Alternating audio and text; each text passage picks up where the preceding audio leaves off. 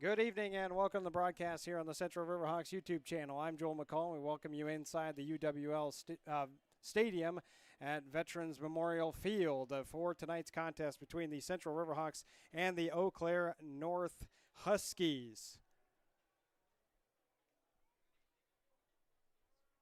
As we kick off the 2023 high school football season. So that's all good, correct? Yes. There's quite the delay. I'm Joel McCall, and thank you very much for tuning in. We want to thank our great sponsors. We're going to be doing that here shortly. Let's run down a little bit about each team. Central Riverhawks obviously coming in nothing and 0-0 because this is the first game of the year. Unfortunately, between these two teams, the long-standing rivalry between Eau Claire North and Central will end this year, as the teams for Eau Claire North, they're kind of moving into a different conference and realignment. So next year they won't be playing each other. It's been going on for a long time. Mark Ambrose had a tweet about it. There's a big story out there. I think it was like 10-6 was the first time that they played. Central won that game, and it was in like 1910 or something like that. It was a long, long time ago. So this rivalry has definitely been around for some years. Just making sure we're all good. There's the kids coming across. Good. Head coach Mitch Olson for the Central Riverhawks and the Eau Claire North Huskies. They were 2-7 last year under Matt McGinnis, his first year. This is his second year in that Big Rivers Conference. They're in Division I, Central in Division II. So now, Ray, you could zoom in. Every time you zoom in, you'll have to move up a little bit. Yep, there you go. You'll figure it out. As I want to say that Nami, not with me, he's on the PA because he had other duties tonight. Central returns to the gridiron after a 4-6 season a year ago. Coach Olson has high hopes for this year's team, and I can see why. There's a lot of returning talent on both sides, and many of the younger guys from last year are now the experienced ones who can lead the charge. Jude Alvarado played multiple positions in 2022 and will stick with commanding the offense as quarterback. Gavin Shepard, Alvarado, and Christian Rudrud are the main backs. That sophomore Rudrud, we're going to hear a lot about him tonight. Coach Olson had discussed him in his interview that we had earlier in the week. Shepard had a fantastic sophomore campaign. He ran for 115 carries for 667 yards, 8 touchdowns. Alvarado had 3 touchdowns on the ground. He ended up running for 420 yards. Of course, the quarterback position was one that was kind of a rotating door for Central last year. Ended up with 3 different quarterbacks. This year, they're hoping that injuries don't cause a rotating door again and Alvarado can stay as the main quarterback. Coach Olson specifically, again, mentioned Rudrud as a guy the coaching staff is eyeballing for big things this season. Defensively, Boston Brindley might play on this particular field, but in a different jersey now. Central will instead rely on the senior beast Antoine Hardy and Carson Jones, who in his own right was a ball hawk last year. He ended up with 4 interceptions. Of course, Brindley led the state in INTs last year, having 9. Cade Apon is another player Olson highlighted in our interview. He's slated to start on both sides tonight, tight end and defensive line, and he'll be relied on to get to the quarterback. I'm excited to see and watch the Riverhawks defense. In fact, talking to Coach Arnold prior to the game, he feels like the big things and factors that the Riverhawks have this year is a good offensive line and a good defensive line. He said we're really going to highlight those because he feels like that is their main, I guess, attribute, if you will, coming into the season. And gap integrity is something that I'll talk about because I think it's important against a good running team like Eau Claire North. We haven't talked about the Huskies yet, but I'm getting there. Central did a good job last year keeping Olson under 100 yards and limiting the big play. My question of the night for Central is, can they force turnovers? Last year, the Riverhawks were a plus 14 in the turnover department. We'll see if they can do that again this year. It's really honestly surprising that Central went 4-6 a year ago when they had the turnover ratio at a plus 14. If they can create a few big turnovers on Eau Claire North, it's a big lift. And for the Huskies then, for 2-7, again under Coach McGinnis, kind of building the foundation under him a year ago. The Huskies won 2 games last year over Superior and Menominee, one of those which took 31 years to accomplish. They had lost to Menominee for so long, and then they also ended a 4-year losing streak in the conference. North had a large group of seniors. but much like Central, returned some of the best weapons. Offensively, Cam Olson, the senior running back, sat behind James Jarzynski and Jack Kine a year ago and recorded over 800 rushing yards. Olson had a huge night against Menominee, 19 carries for 193 yards and a touchdown, and was close to 8 yards per carry by the end of the year. Olson really came on strong the second half of the season, and they played some good football, did Eau Claire North, especially against some really tough competition later on in the season. The Huskies had over 300 yards last year versus Central, but lost that turnover battle and the game. Peyton McCracken will start under center, while the offensive line is definitely headlined by Bryce Heinbuch.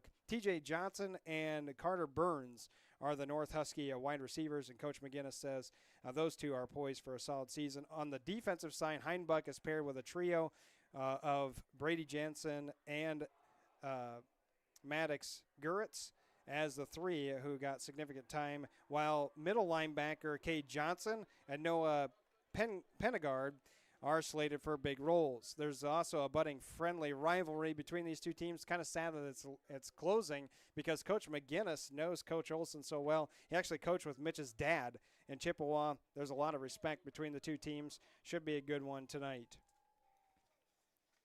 Got some keys. I can hear Nami talking about something, I'm not sure. Good sportsmanship, maybe?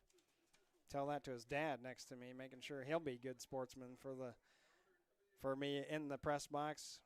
The score bug, as you can see, too, hopefully that's big enough. If it's not, let us know. But I thought it was slated pretty good. Don't want to make it too big. We do have the starters. We're going to run through that. I believe they're going to have the national anthem is what Nami's getting to.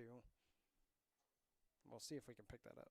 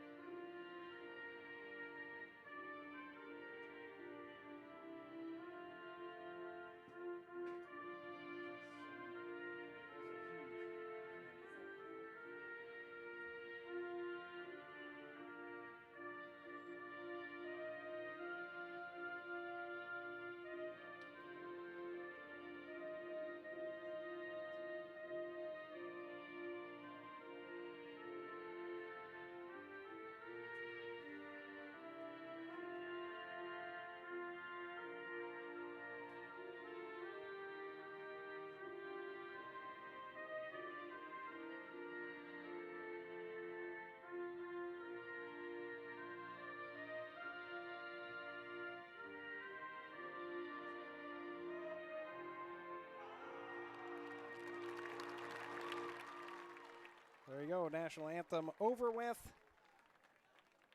I missed the coin toss. That's the one bad part about watching the pregame.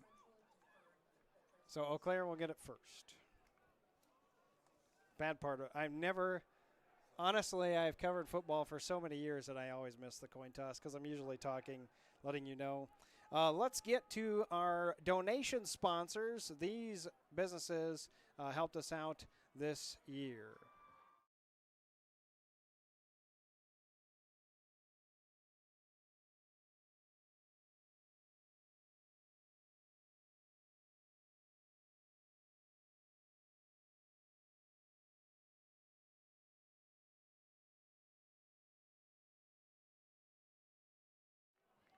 And we thank those fine sponsors. Again, that's our donation sponsors. You're going to hear some of our other sponsors as we move forward in the broadcast, but wanted to make sure we highlighted those donation sponsors as well for the 2023-24 athletic year. As Nami and I went around and got some sponsors. Should be Alvarado to put it on the tee. For the Central Riverhawks are in their black jerseys and red lettering. And back to return. Looks like Travian Johnson's on the near side. Far side, I believe that's Solberg, number 17.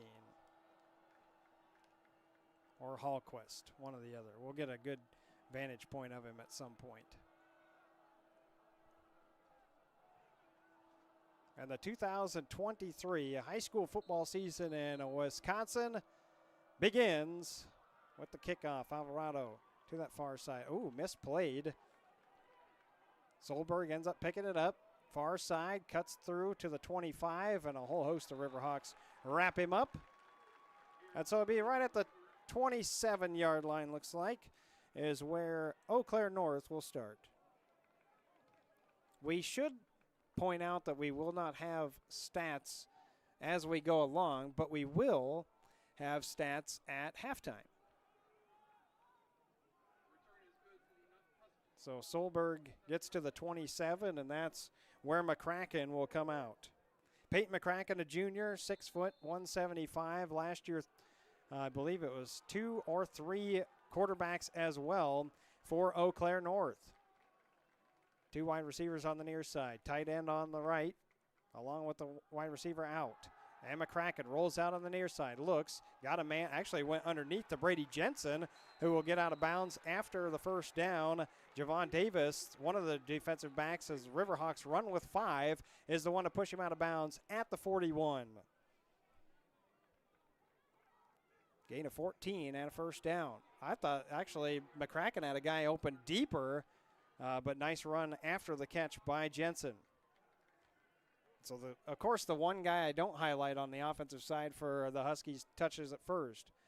2 set over on the far side this time for McCracken. 1 in the backfield, that'd be Olson. Back to pass again. Simple little out pattern to Johnson, and ends up dropping that. Incomplete pass on the coverage is Orliskowski. 11:22, clock runs.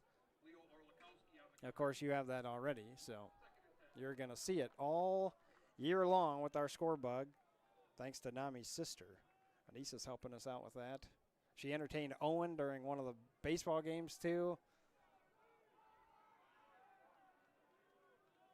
Second down and 10 at their own 41 for Eau Claire North. Look like Central is kind of putting pressure up, but don't. Olson bounces to the outside. Good wrap up there by Apon.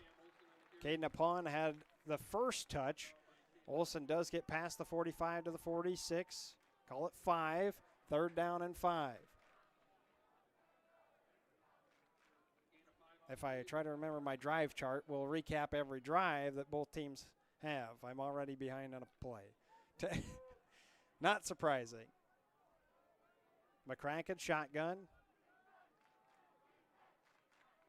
Riverhawks with those 5 defensive backs do start to creep up a little bit. Man in motion was Jensen. He moved from the left to right. Olson takes handoff and got a big gap on the right side. Breaks to the outside. We'll see if he can get caught. He's at the 20-15, and he is wrapped up at the 12-yard line. Huge run there. Looked like Zach George was the one to end up catching up to Olson, but a big play there. 30 yards. All the way to the 11. It'll actually be 25 yards then.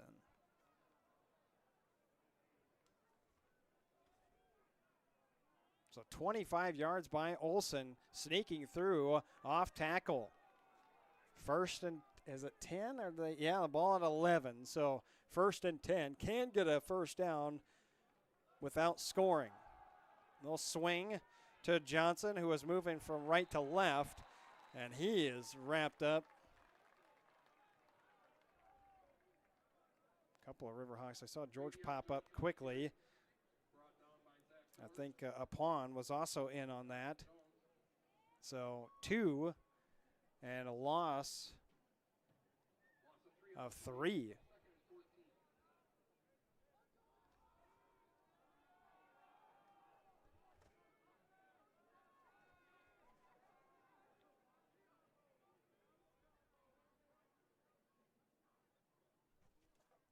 Second down, trips to the near side. They go right back to Johnson on the little bubble. He gets down to the 6. Looked like Hardy was over there trying to make a play, as well as Davis for the Riverhawks. Little surprised by Eau Claire North, I thought for sure they'd be run heavy. So that went from the 13 to the 6 for 7. Should be third down and about 4. Make it 5. They say 5. He's at the 6. Got to get to the 1. One way out wide. One on the near side as well. One slot. Jensen moves in motion. McCracken hands off Olson. Tries to go right through the middle, and he's very close to a first down. I think he's got it just past the 1 yard line. So Olson picks up 5.5 to give Eau Claire North. You might hear some of those tackles through our headset with Nami on the PA.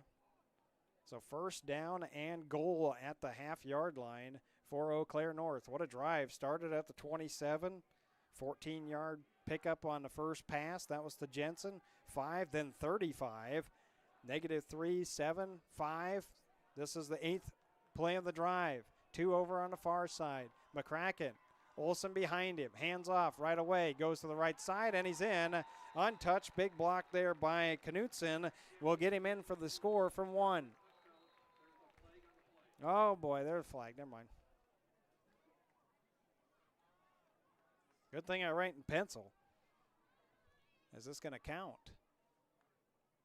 No. Illegal shift on the Huskies. So a penalty of -5 backs them up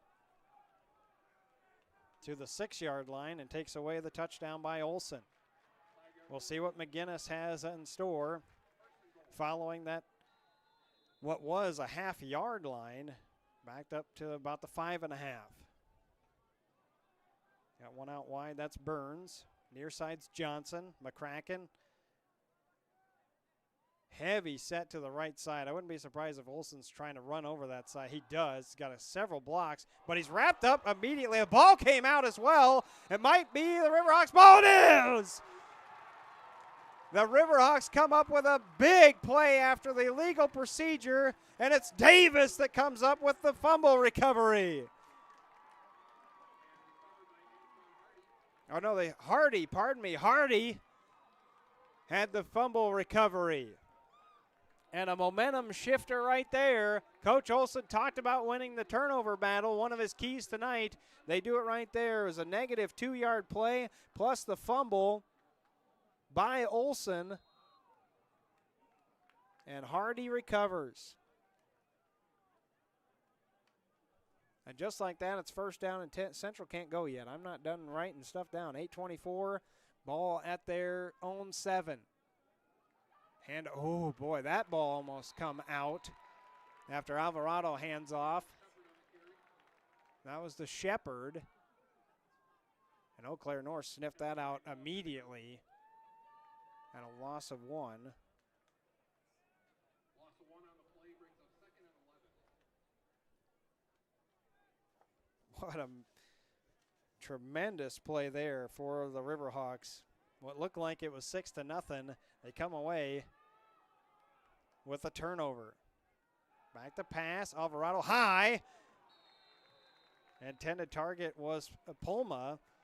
That pass was really high. Gertz is in the vicinity for defense as an incomplete pass. Just on a slant, but if you could tell, yeah, see, Ray's got it nice and zoomed in. You probably saw on that play where the defense just did not react quickly, and they kind of shifted back and actually worked in their favor because the windows were not there for Alvarado. He's at a 3rd down and 11. Back to pass in his own end zone, going deep, and just outstretched hands. Missed him over on the far side. That was to Henry Meyer. And a 3 and out with Alvarado going to have to punt deep into his end zone. One thing I don't have is the averages for punts too, so that could make a huge difference as far as field positioning. Can Alvarado boom one? He's going to go all the way to about the middle of the end zone. This will be a quick punt too. Yep, one little shift. Johnson was back to return, but he'll be nowhere near it. And in fact, it took a backwards bounce and will be touched at the 37-yard line. So a punt on a 3 and out. And that drive actually was less than 1 minute. Got it at 8:24. It's now 7:33. And at the 37 of the Riverhawks. Came up with a big play last time on the fumble by Olson, and Hardy recovered. 0-0 score. First quarter. One wide receiver out. He actually shifted. I'm surprised they didn't call anything. Two guys right there for McCracken going to Burns, but it's actually Johnson that touched it. And you could tell McCracken kind of looking over there, give the old shoulder shrug, because he wasn't sure what happened. It was a hitch on the outside by Burns, an out pattern by Johnson, and he ran right into him. Incomplete. First quarter. We'll have our first time with our other sponsors helping us out here at the, should be the next, anytime we get a next break. McCracken hands off Olson, right side. Plows through, actually got through the tackler too. Coming up on that. Yeah, Kleinert was there first, 28 Neil Kleinertz. Senior, 5'9", 165. 5 yards after the incomplete pass brings up a third and somewhat manageable. You got to believe that North, unless it's a negative play, likely going to go for it anyway, unless they have a pretty good field goal kicker. That part I don't know. Then let us know who the kicker was. McCracken, that was a high snap. Olson ends up sneaking through the middle of the line. And when you know it, it's Thompson on the tackle. One of those big defensive tackles that Olson talked about. Coach Olson. So they get 3, do the Eau Claire North Huskies on their second drive of the ball game, and they're going to go for it on 4th down and 2. Just inside the 30-yard line, McCracken shotgun. Oh boy, and Thompson, who just made that tackle, jumps, and a +5, and you can forget about the 4th down conversion because they got it. Well, there's a discussion, but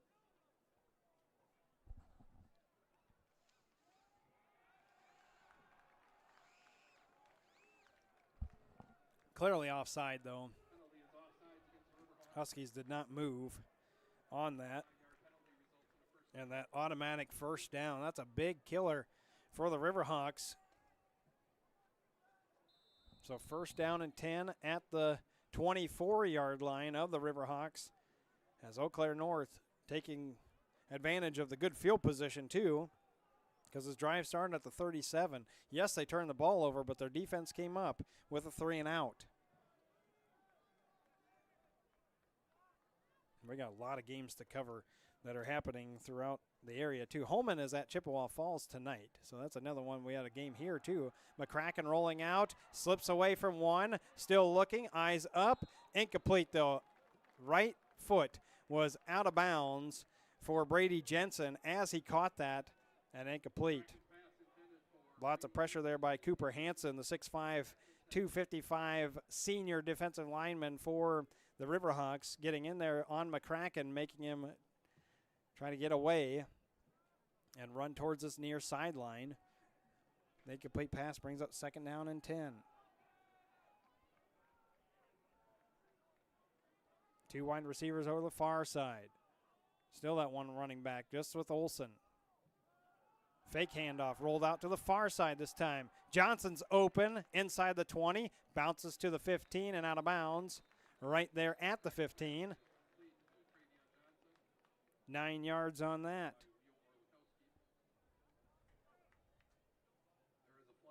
Orliskowski was in on that tackle, but oh, I did not see the flag. Yeah, thrown right in the middle of the field. This is not going to count. Forget about the 9 yards. Ineligible man downfield.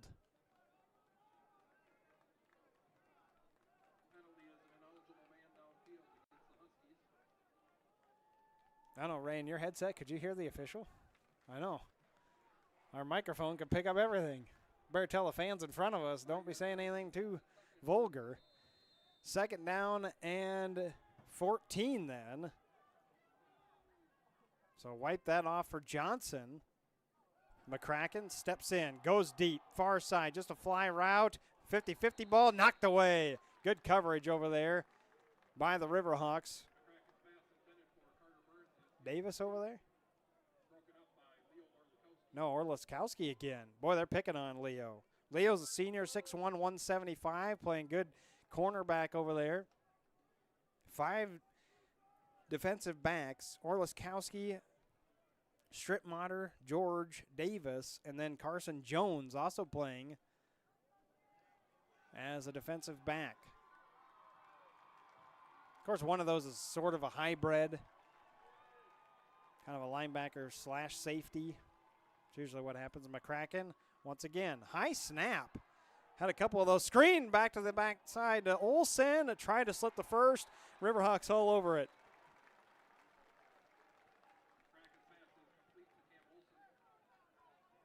First man was there. Was Walker. Yep, he had it too. Nami did. Walker makes the play.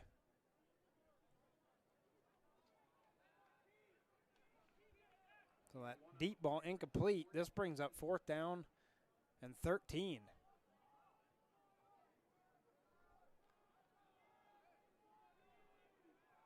We got 1 yard out of that. That's it. What looked like a very successful play for Olsen. 4th down. Timeout. Timeout by Eau Claire North. Central Riverhawks and the Huskies at 4:48 here in the first quarter as the Huskies take the timeout. 0-0, and we'll be right back.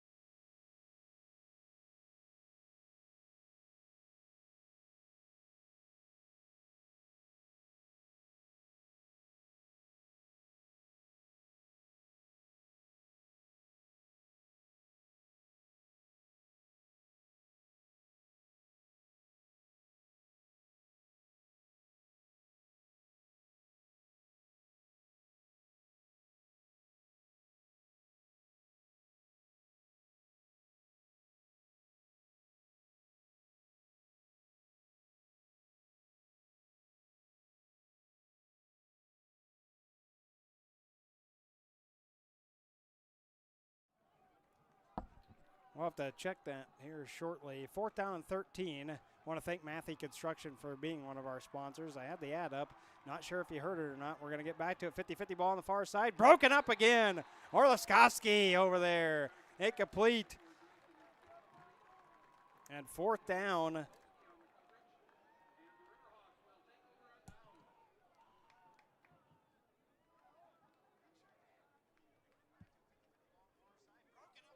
All right, so the audio for us is working, but I'm not sure if you actually heard that ad or not. We'll keep an eye on that.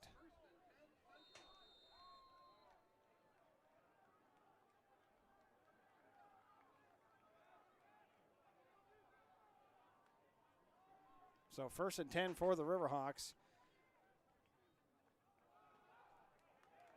Oh, big hit there on the handoff. That was Rudrud. Did he get anything? Or a -1? Yeah, call it nothing.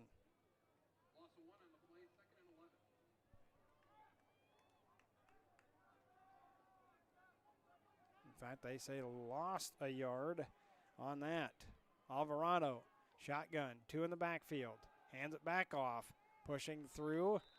Boy, Heinbuck making a play there for Eau Claire North.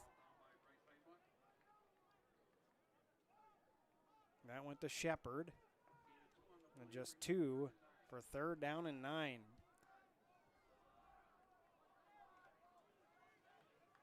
You think about this, the Riverhawks' first drive of the game went about 50 seconds. They're threatening to do the same thing again here in their second drive. Alvarado pumping, finding a man, caught, held on to at the 43-yard line. Boy, yeah, Polma took a shot coming out of that, but held on.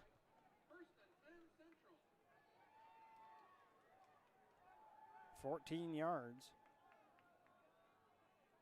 And the first down. That's the first down of the game for the Riverhawks. Better go. You got that play clock going down. Alvarado, bubble screen, near side. That's caught by Herlitzky, but going backwards.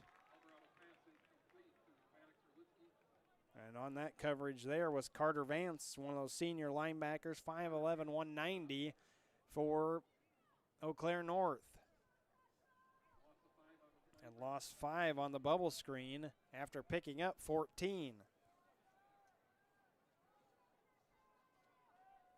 Vance was another guy highlighted by Coach McGinnis in his email. Alvarado looking, and nice out pattern, and the defender slipped. Great catch there by Henry Meyer, who had a big game against Eau Claire North last year. Meyer was the top receiver in that game, 5 catches for 84 yards and a touchdown. That time come up with a big play of almost 10 yards. Actually, it was more than 10 yards. It ended up being 11 yards and 3rd down and 2. 5. 13 yards. 13, 3rd down and 2. Math is not my strong suit, which is why I'm not doing stats. One wide receiver way out to the far side. Myers down on this near side. Man in motion. Handoff. And right up the gut. And actually kept his legs churning. That's Shepard again, 23.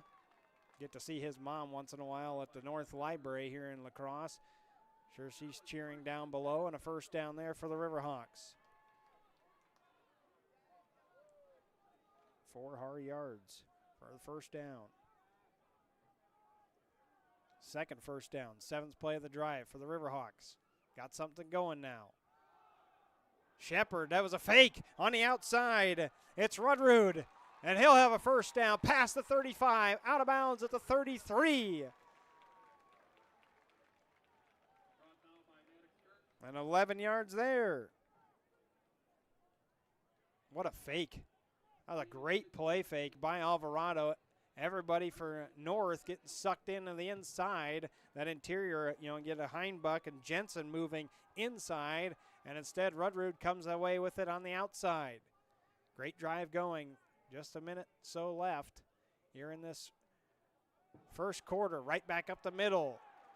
And another big run by Shepard. 8 more. I'll give him 7. 2nd down and 3. No, they gave it 6. I thought it was 7. Maybe 3.5 must need for the first down. Central Riverhawks in enemy territory. Alvarado handing off again. Shepard passed. Oh, right at the stick. This will be interesting if they actually give it or if they decide to measure it. Official on this near side has waved it on, and so first down.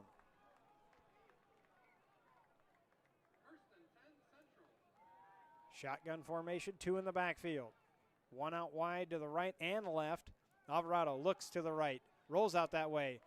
Coverage is good, and Alvarado takes off to the 21-yard line. Just a gain of 2, but hey, didn't take a loss.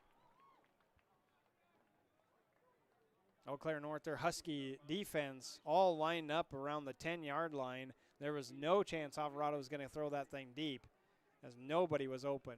And in fact, they only had Meyer going out that way. It looked like maybe a corner route.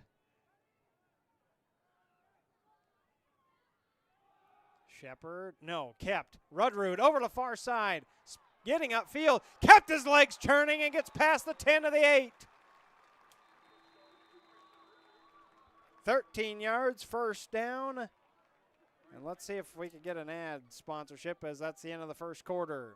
0-0 our score with the Central Riverhawks at the 8-yard line of the Huskies when we come back.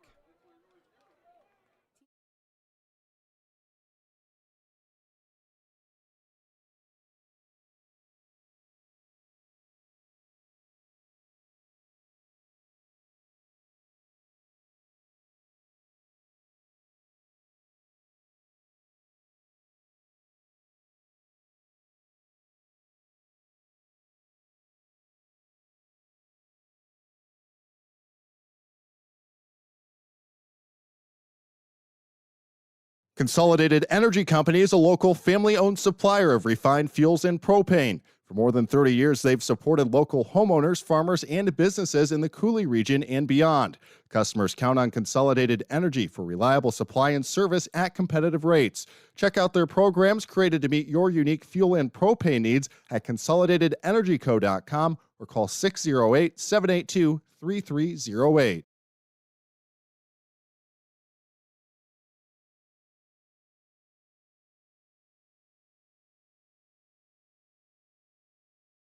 Team Wireless, La Crosse's hometown Verizon store, is a proud sponsor of the Central Riverhawks. Find Team Wireless in the Three Rivers Plaza on Copeland Avenue, next to Festival Foods. Go Hawks!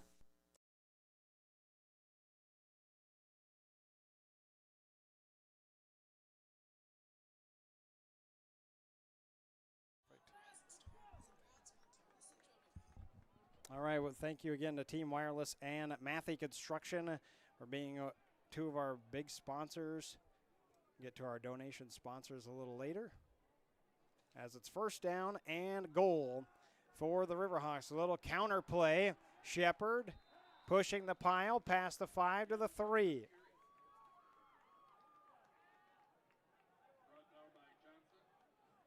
Johnson on the tackle.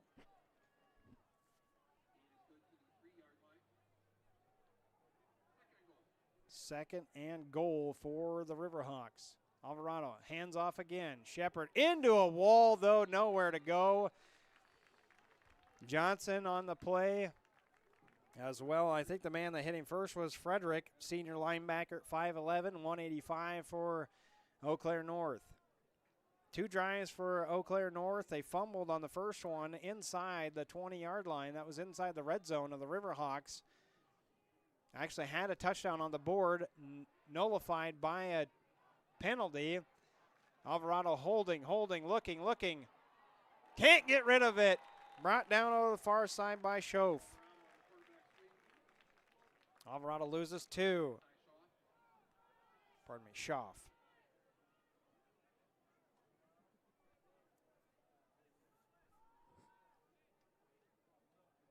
Puts it back at fourth down and goal. Riverhawks electing to go for it on the 14th play of the drive that started at their own 28. Alvarado looking, throws it quickly over to the far side, knocked away by Gertz. Incomplete, turnover on downs.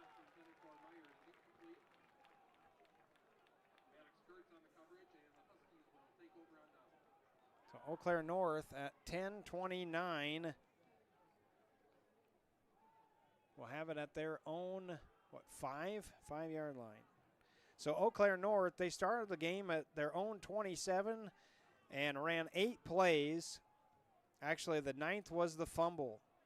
So the 8th play of the drive was the touchdown and ended up being the penalty to back them up. And the very next play, Olsen fumbled, Hardy recovered, but the Riverhawks only had it for less than 50 seconds and turn it over. They went -1, incomplete. Eau Claire North failed on a 4th down conversion. After, 7 plays, getting it at their 37-yard line. Actually, the Riverhawks 37. That was at 7:33 in the first quarter. So the Riverhawks had it at 4:33 left in the first at their own 28. Started with a -1, then 2 yards. Big play was 14, then lost 5 on that bubble screen. Came back with 13, 4 for a first down. Rudrud with 11 for a first down. 7-3 again for first down. And then 13 yards on the 11th play. Got him inside the 10, but could not capitalize. 5 yards, -2. Incomplete pass, incomplete pass. And that was it.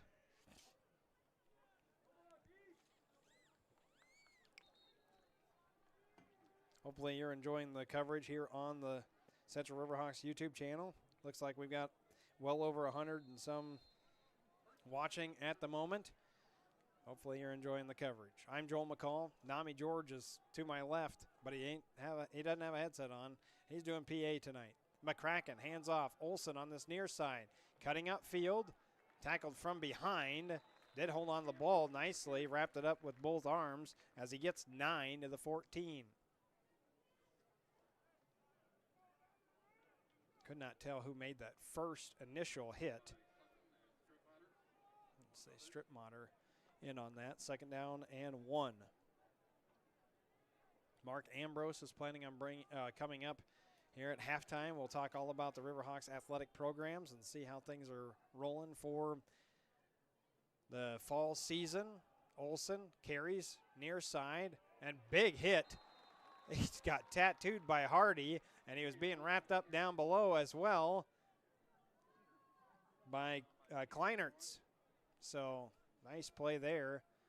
And in fact, no gain. Hardy helped out with that, making Olson go sideways as opposed to falling forward. He falls forward, he probably gets the first down, and instead it's 3rd down and 1. What a late start. 8th, although I will say how quickly that first quarter went. 8:35, and we didn't kick off till 8:03. So a very quick first quarter. McCracken hands off again. Olson shifting his weight twice to get over to that left side and bounced off 2 Riverhawks. And Stripmatter was the one that got the tackle, but ends up being a pickup of 4. And the first down. Keeps the drive alive for Eau Claire North, who went 2-7 last year. Central has won the last 7 meetings between these two teams. The last time North won was in this stadium on August 22nd of 2015. It was 47-20. Non-conference game, but again, you want to get that W underneath your belt to start the season. Johnson on the swing, just nowhere to go, and hit hard, heading out of bounds. Not a late hit, though, by George as he hit him before he ended up out of bounds. Great tracking by Zach George, the senior, and a gain of 1. 2nd down, well, they call it 2, I guess. Well, they're kind of generous with their yards over next to it. That's supposed to be my job. 2nd down and 8 at the 20. 2 on this near side. On the outs for McCracken. He's got a tight end to his left. Looks to pass. A defender slipped too. Caught by Burns, his first catch of the day. And he's out of bounds at the 20. Well, he kept going. Was it 28 or 29? 29 for 9. And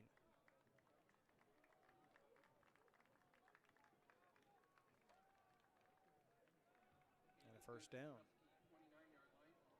After the 2 on that first play, so Burns with his first catch.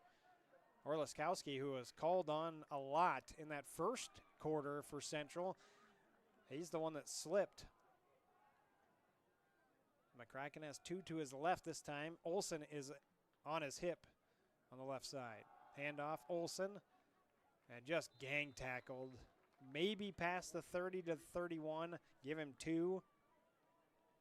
This is what I kind of expected for Eau Claire North, especially coming in, looking at some of their stats from last year with how well Olson played late in the season. I kind of figured this was going to be a ground and pound type game. I'm a little surprised McCracken hasn't taken off and run too much. It's mainly been his arm and Olson's legs for their entire offense. 2nd down and 8. Clock moves. We're going to hit under 7 here before halftime already. Just the 3rd drive of the game for Eau Claire North. Central Riverhawks have had it twice. Back to pass, McCracken. Out pattern again, and Johnson catches at the 35 He spun around and down right there. 4. Stripminer on the tackle. On 3rd down, and this should be about 5. Call it 4.5, but either way. Eau Claire North has ran a ton of out patterns and just little hitches and stuff. They have not tried too many deep passes. They have twice on their second drive, and that's when Orliskowski came up with a couple of incompletions and pass breakups. They've tried to swing to Johnson. It hit him as he was coming from left to right. It ends up hitting him. The snap does, and picked up by the Riverhawks. And who come out of that? Apon, yeah, Caden Apon with the fumble recovery. Thank you. Oh, another blunder by Eau Claire North. The snap hit Johnson.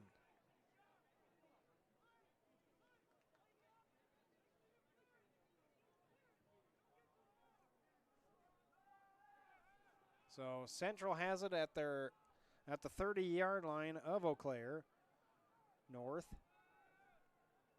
Best starting field position, 6:08 to go. 0-0 our score. As you'll see on the score bug anyway. Got that up and running. Shepard bounces off of 1. Tackled from behind. Well past the 20. Make it the 17. Give him 13 on that carry. What a run by Shepard. There's more action in that backfield, too, for the Riverhawks, trying to confuse the North linebackers. Get those eyes moving one way, run the other. This time it's trips over to the far side. Oh, take that back. Alvarado looking. Meyer gets away. Ball's batted around. Boy, that had a lot of contact before the ball showed up. Gertz, though, with the pass breakup. Ooh, the referees are letting them play on the outside. There was a ton of contact and an incomplete pass. Good ball by Alvarado, too. I'm okay with letting them play, though. Be physical. I'd rather see that than the flags being thrown left and right. We have not, well, I shouldn't say any more. I'll jinx myself and the broadcast and the referees. Alvarado then shotgun. He does have 2 in the backfield with him this time. Myers on the near side. And Alvarado keeps. Pitches on the far side. Is this Herlitsky? I think it is. Herlitsky gets past the first down marker all the way to the 6. So 11 yards there and a first down. Hadn't called Maddox Herlisky too much, but the little 5'5" slot receiver scat back gets 11, 1st and goal for Central. 2 wide receivers over the far side, 1 on the near side.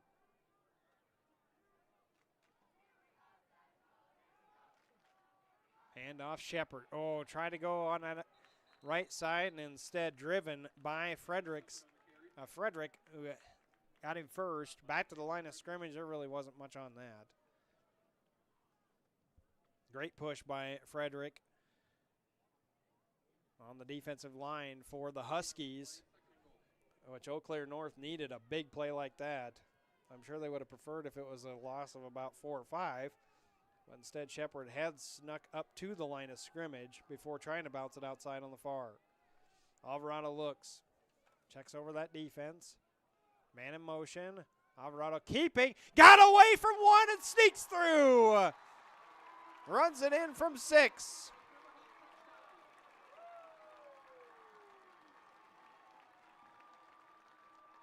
Well, we called that McCracken hasn't ran much for Eau Claire North. Alvarado really hadn't either, and instead kept it on the option play. and runs right through everyone in the middle of the defense.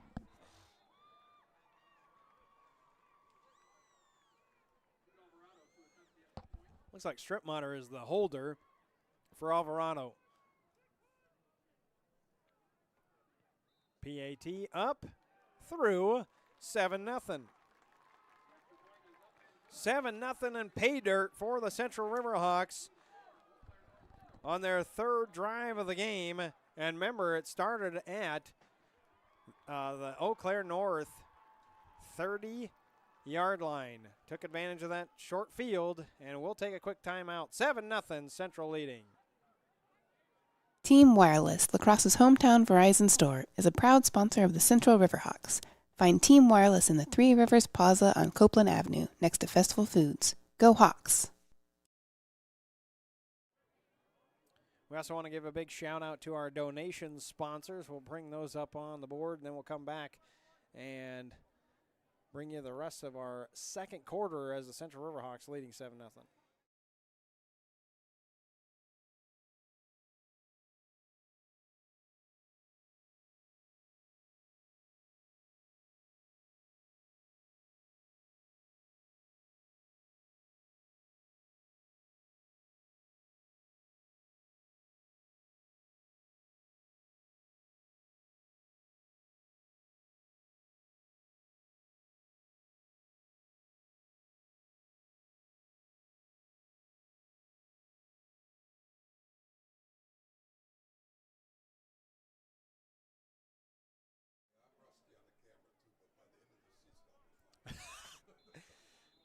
Ray and I chatting a little bit.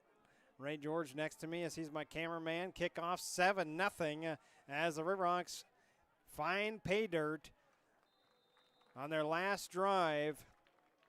And here Eau Claire North on the return to the 26-yard line. They'll have 4 minutes and 12 seconds before halftime. And boy, Eau Claire North, they're going to shake their head a little bit about the missed opportunities they've had in this first half. The fumble by Olson and the recovery by Hardy. That was that first drive where they actually scored, had a procedure penalty called on them on that play, backed them up 5. The very next play is when Olson fumbled.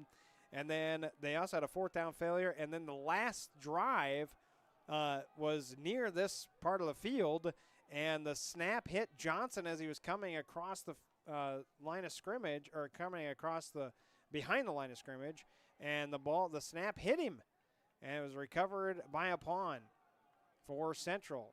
Olson trying to cut back inside, nothing doing there, and a gang tackle, no gain. Several Riverhawks there. A pawn. I saw Cooper Hansen also coming out of that pile. I haven't called his name yet. Senior defensive lineman, 6'5", 255. Maybe I did talk about him earlier.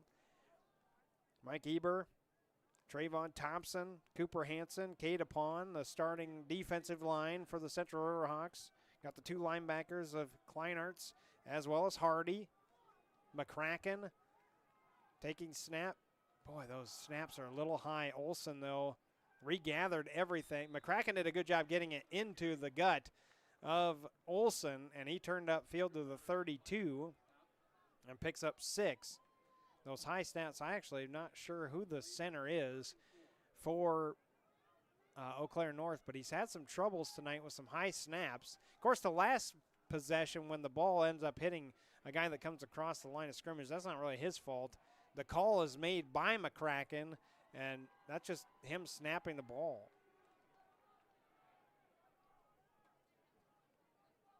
Might be Rashawn Putnick, 72. I'll get a good look at him, though. McCracken. Oh, he fumbled a football, too, being taken down. Did Olson plan on it? No, it's the Riverhawks again, coming up with another turnover.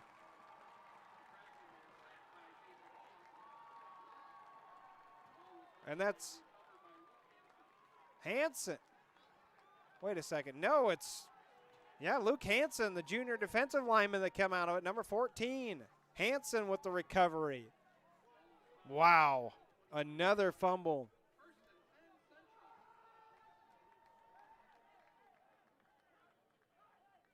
This time it's McCracken that fumbled.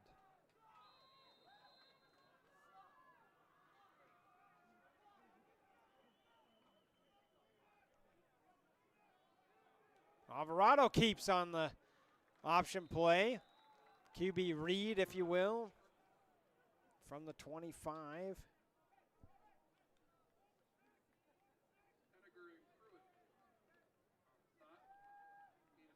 And 7 yards there on that first carry by Alvarado. Trips over to the far side.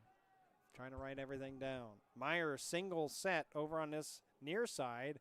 Don't look that way. Alvarado this time maybe not reading it quite right. And probably the Husky defense a little tired of seeing it. Pennegar, that's Noah Pennegar, junior 6'3", 240. Big interior lineman for the Huskies making that play. Loss of 2. 3rd down and 5. The Riverhawks have forced 2 turnovers. I won't say that they forced that snap that hit Johnson, but 2 other fumbles in this game. A turnover on downs for Eau Claire North. Trips again on this near side. Alvarado looking that way. Oh, boy, there is a bunch of 3 defenders. Meyer that falls down. I mean, there was so much congestion. That looked like if there was a car crash on I-90 and all 3 lanes were shut down. 4 defenders, and all of them just kind of ran into everybody, as well as Meyer going down.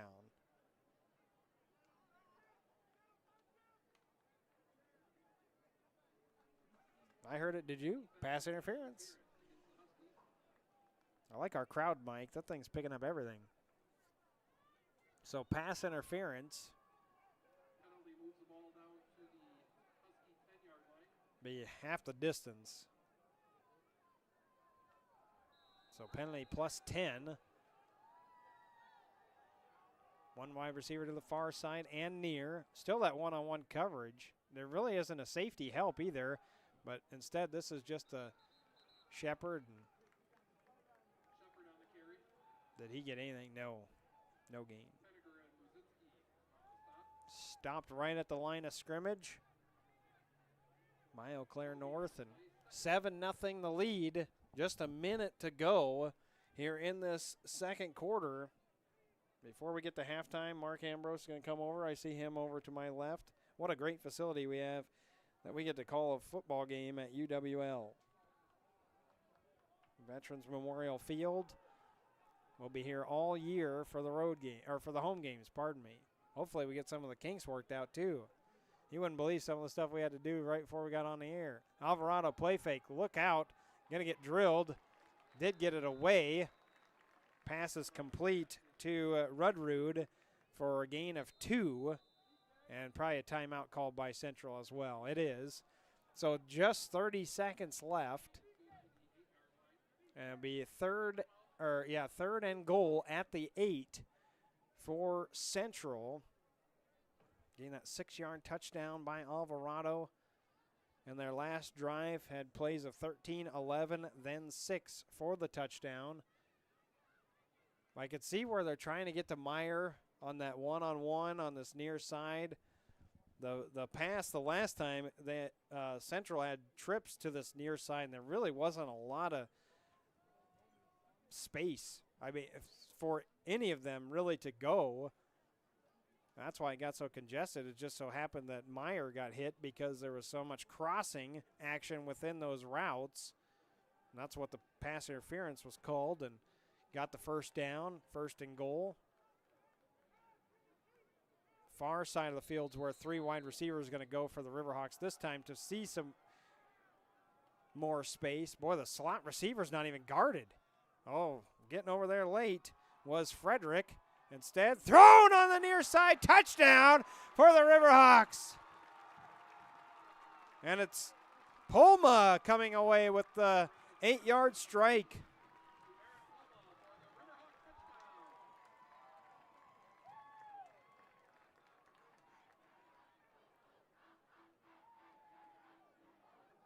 Again, we should have stats at halftime. I'll be checking my email for that. Maya's helping us out as she's taking stats down below on the iPad and is supposed to be sending me all of those. as Alvarado will get ready for the extra point. Snap was a little low. Good job by Schrittmeyer to get it up, but no good. Extra point is no good. With 26 seconds left to go. So 13 to nothing. You know, the other great thing for the Riverhawks is they'll get the ball back. They deferred after the coin toss, and so they'll get the ball first coming up in the second half. The big thing here is you don't want to get Johnson leaking out on this kickoff return for a big return and give Eau Claire North a chance. That may be a big Hail Mary or something like that before half ends. Maybe Mr. Ambrose can talk a little bit about the rivalry between North and Central and how it will end and coming up after this year. Been playing for over 100 years. The North fans are kicking themselves hearing me say that the Riverhawks have won the last 7. I'm sure they won't like me bringing that up again here, 13-0. Last year, again, the close game, 19-14 was the score, Central winning. Then Holman at Chippewa Falls. We'll see if maybe we can get a score update, too, at half from that ball game. Anise is all over it. I already see her. She's got her phone out, looking things up. Then we thank you and our great sponsors for helping us out. We picked up some new equipment this year. Try to make our broadcast a little. If we wouldn't have had some of the issues, we would have ended up having 2 cameras tonight, and we would have brought you up here to the booth at one point to start, but that just did not happen. Alvarado, little squib kick, really. Rolls on the ground, picked up at the 12-yard line. This is Schoaf. And we drop down at the 32. Good coverage by the Riverhawks. And so McCracken and company, 20 seconds left.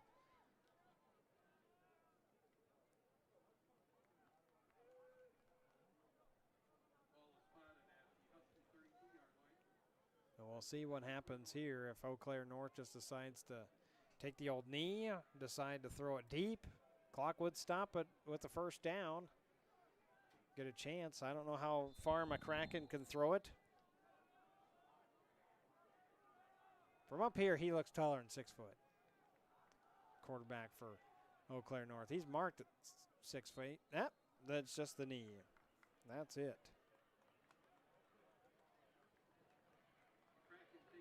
So McCracken takes the knee, and that should be it. I mean, there's only 20 seconds. Play clock's at 25, and so the halftime score is going to be 13-0. Central Riverhawks leading.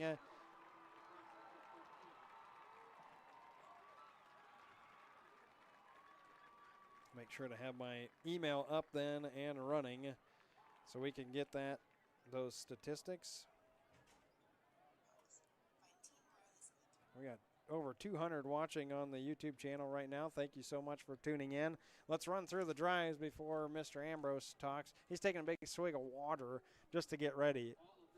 Eau Claire North started the ball game at their own 27, had 9 plays, but then fumbled inside the 5-yard line. Fumble by Olson. Hardy recovers for the Central Riverhawks, though. Couldn't do anything with it at their own 7.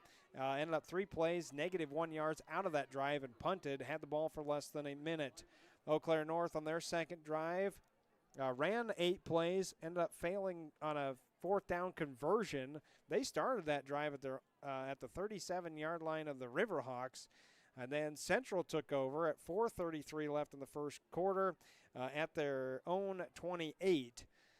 And ran some great plays, had double-digit plays of 14, 11, 13, but failed on the 4th down conversion on the 14th play. And that was inside the red zone, too. Eau Claire North at 10:29 took over, and that's where they had the fumble after 8 plays. They picked up 2 first downs, but then that snap hit Johnson upon recovered, and Central took over at the North 30 with 6:08 before halftime. Picked up 13-11. Pay dirt for Alvarado from 6 yards out, and he hit the PAT for 7-0. Following drive for Eau Claire North started at 4:12 at their own 26, and they went no no yards, 6 yards. Then another fumble by McCracken this time on the sack, and then Hanson recovered that, and we just saw it a little bit ago. Alvarado Tupolma taking advantage of that short field at the 25 for 7 yards. Oh, I better turn that down now. That was 7 yards, and then -2, plus then the penalty for +10 on the pass interference, and then 8 from the strike from Alvarado Tupolma. 13-0, our halftime score. Mr. Ambrose, step on down. Ray, you don't even have to put him on camera if he doesn't want to. Yeah, he doesn't want to be on camera. Can you give him his headset, though? And then I'm going to have to adjust something here. Hold on.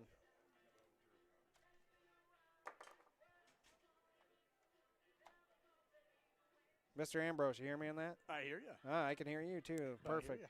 Great. Well, Mark Ambrose joining us then here for halftime. Nami popped in, too. He ran off already, of course. I don't know if he wants to talk for a little bit, too. First of all, great to see you and start the 2023-24 athletic year. How's things been going over the summer? Talk a little bit about what the teams have been doing. Yeah, thanks for doing. First, thanks for doing this, Joe. I mean, I think I heard you say we had 200 or so viewers going on there tonight. It's really this YouTube thing has taken off, and as a credit to you and NAMI for what you have done and kind of expanded that on. So I got to start with that. We owe you guys a great thank you for what you do for us. You know how to spell my name. Write it on a check. I do it. You bet. Anytime. So, the summer for us, I was telling somebody here before, it just seemed like it was just graduation. And then all of a sudden it's like August 1st and football's starting. And, a lot of things had happened. We were Coach Olson deserves a lot of credit. Runs a good weight program there in the summer for us. He had a lot of kids in there. All the teams, with their a lot of contact days and things like that we're doing. So everybody was busy, and I think you're seeing that out here tonight. The kids are playing well there, and it's just a credit to the coaches and the hard work that they put in, and time with the kids, and the time the kids put in, and the time the parents let the kids put in, and so it's a busy time. There really in athletics anymore, there really is no off season. Yeah, that's for sure. And so we're credit to a lot of folks that get us to where we are today. Yeah, you're exactly right about that. Well, okay, so you talked about football, but there's a lot more going on. I'll run through. I haven't talked about the central activities that are happening. Girls tennis, they have an invite Friday and Saturday. They start at 1 tomorrow. Volleyball has a scrimmage at Logan at 10 a.m. on Saturday. Girls golf is already playing. I think they've had a couple meets already. Now they've got another one coming up next Tuesday. Girls tennis is going on. They have a quad coming up on Tuesday. Boys soccer gets going on Tuesday. And then you got volleyball happening. So there's a tremendous amount of work that's being done throughout the summer to get these kids ready to go. And it's, as you said, a credit to Olson for what football is doing. But, my gosh, you got to look at the other sports too. Yeah, golf, I'd have to look. I think they're at their fourth invite already that they have had. Volleyball, they scrimmage tomorrow. Then they open conference play on Tuesday at the Sprawl in Onalaska Wednesday, Thursday. Right. They're going there. Boys soccer opens up next Tuesday at home. What am I missing in their cross country? Oh, yeah, cross country. Yeah, they're going to go next Saturday at a big invite. And everybody. It's just amazing. Tennis. They've had they played Monday and Tuesday, and now big invite here in La Crosse tomorrow and Saturday. We have actually 14 teams in town, 6 different sites here in La Crosse, West Salem, and so it's just a huge undertaking. And so, I'll be honest, there hasn't been a lot of downtime. We get a chance to be away for a little bit. You do that, but I think anybody would tell you that our downtime really doesn't happen very often. Right. Yeah. Well, and I wondered about. I know Central High School actually had a fire. Over the summer. Did that hurt or slow the process down of summer activities? Or not really? Certainly an interesting day because I was getting these texts saying, "Hey, Central High School's on fire," and I'm like, "What?" And I just live a few minutes away, so I get there and I see the fire trucks all over. And there was an electrical fire. We didn't have power in about half of the building there for a good month or so. And so it did have a little impact. The one gym we didn't have any electricity in, so we had to share a little bit. And some of the teams ran over to the Longfellow and took part. So it did, but the coaches made do. We had summer school classes going on, and I always say it's never a dull moment at Central High School, so you never know what's going to happen. But no, we got to give a great deal of credit to our custodians and those folks that did a great job. The electricians from all the places that came in, and you'd never really know it today if you'd walk in there. The building's in great shape. Yeah, and we were in the new gym, or the regular gym, just about 2 weeks ago, checking things out, trying to figure out where we might be able to set up for volleyball. We might do things a little bit differently this year for volleyball for our setup too. So looking into that, and then I also wanted to ask you about tonight. Eau Claire North, I know that the rivalry ends. You had highlighted that on Twitter. Talk about, especially McGinnis and Olson know each other so well. Yep. It's kind of unfortunate that it's ending. Well, 1908, I think, was their first time we had played. Of course, it was lacrosse at one high school here and one high school in Eau Claire. We won that game 10-4, I tell people, and I if you that 10-4 score, I mean, that's an interesting one. But 08, and I think we didn't play the COVID year, and I think 1910 maybe we didn't play. But other than that, we've played lacrosse versus Eau Claire every year. And what happened is with them moving their conference. Right. They're moving into that big kind of mega conference here in the middle part of the state. Two different, I don't know what you'd call them, not divisions. Two different parts, and so they have your 7 teams in your side of the conference, and then your non-conference games are your crossover. You have to cross over and play 2 teams on the other side, and so they were forced into that. And I get it. I talked to the people in Eau Claire, and they weren't happy to see that happen, but. I think that's what's happening in football across the state. It's kind of the reorganization and some things like that. And it was just a product of that. And, everybody hated to see it come to an end. I mean, that's, 100 and some odd years. I'm not very good in math, but it's a long time. And to not to have that rivalry is it kind of stinks. But, like I said, it's time forces that, and sometimes the WI, what they do, forces that hand too. Yeah, that's true. Well, and of course, then you're having to figure out a new schedule for next year too. Do you know who they're actually going to play or no? We do. We added Waunakee High School. Those that know, Waunakee is a Division II power. We added them in, and then the other school is Ellsworth. We added a Northern Wisconsin school, who actually I kind of hooked up with them as an alumnus from Central, as the head coach there, Rob Heller. And Rob had reached out, and so he was like, hey, I want to play. And so he would play here at UWL, on the field here with us. And so it was just kind of good. So he's really excited for that. And so, so we'll have those 2 teams filling in for the Eau Claires the next 2 years anyway. Well, it was quite the experience to start our broadcast tonight, too. We had some technical difficulties and everything else. And then you're trying to run – one team out or 2 teams out, 2 teams in. But hey, it was 8:03 when the kickoff happened. It was, so it was pretty good. And again, there's a lot of credit, to the folks here at UWL that helped us with that. I mean, it was, the 2 teams here, out of the area teams, and I'll be honest with you, I talked to the coaches, and the kids on both those teams were just like lit up, because you don't get to play at a facility like this very often, and they were like, this is so cool. And they looked, I mean, there wasn't a lot of people here, but to play on this field, one of the top ones here in the state, and they were just like, thanks, and really we didn't have much to do with it. We just moved our game back a little bit to give them a chance to play. But that's the cool part. It sounds like they'll be back next year, too. It's a 2-year contract. That's what I was told up here, so that's pretty cool. We'll see. I know how that goes. I'm just, I don't know how that works. But, I mean, the 8 o'clock start, it is a lot of times when I talked about it, there's been years with this game where it's 95, 98 degrees. Right. And I thought, well, you know what, 8 o'clock, maybe it'll cool down. But, I mean, it's actually cool out there. Yeah, I was going to say, it's only like 70-something all day, so and a cool breeze. It is. And so it actually was cool. I think it was a great experience for those 2 schools, and we were happy to accommodate them. How about the Riverhawks in that first half, forcing turnovers again, just like last year, utilizing the short field and got a couple of touchdowns right before halftime? It's awesome, I mean, it was to see the excitement on those guys' faces tonight down there. I kind of stand where they come out and run out before the game, and just to see the excitement in here we go, another season, and football's, it's a little bit of a different deal. I mean, it's a short season, and you don't get too many times to stumble here and can continue at the end, and so. Coach Olson, does a great job for us. He's prepared these kids, and he works hard at what he does, and you can see it out there. I mean, he motivates these kids, and and you know, he deserves a lot of credit for what's happened here. Well, there we go. Abby helps me out. I got stats to run through. You're awesome, So Joe. we've got all things situated for the rest of our half. But Mr. Ambrose, thank you so much for coming up. Appreciate it. Awesome. Again, I appreciate you guys for doing this. I know we got a lot of people out there, and again, those sponsors. You're interested in sponsoring YouTube, Central YouTube channel.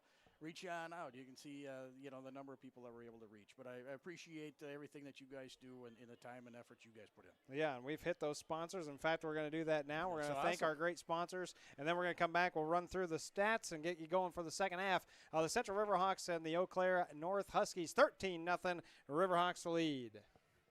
Team Wireless, La Crosse's hometown Verizon store, is a proud sponsor of the Central Riverhawks. Find Team Wireless in the Three Rivers Plaza on Copeland Avenue, next to Festival Foods. Go Hawks! Consolidated Energy Company is a local family-owned supplier of refined fuels and propane. For more than 30 years, they've supported local homeowners, farmers, and businesses in the Coulee region and beyond. Customers count on Consolidated Energy for reliable supply and service at competitive rates. Check out their programs created to meet your unique fuel and propane needs at consolidatedenergyco.com or call 608-782-3308.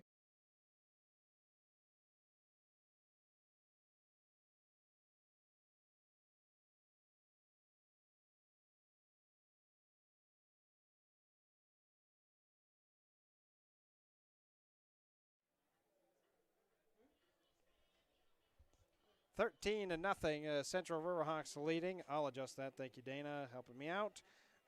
Let's see. Here we go with the statistics then. Total offense, Eau Claire North, 252 yards. Number of plays, 63.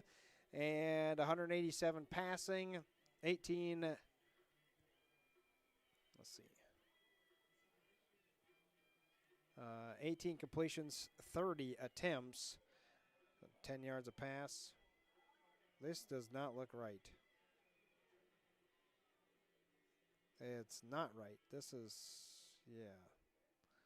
Those are not the correct stats. Whatever I was just sent.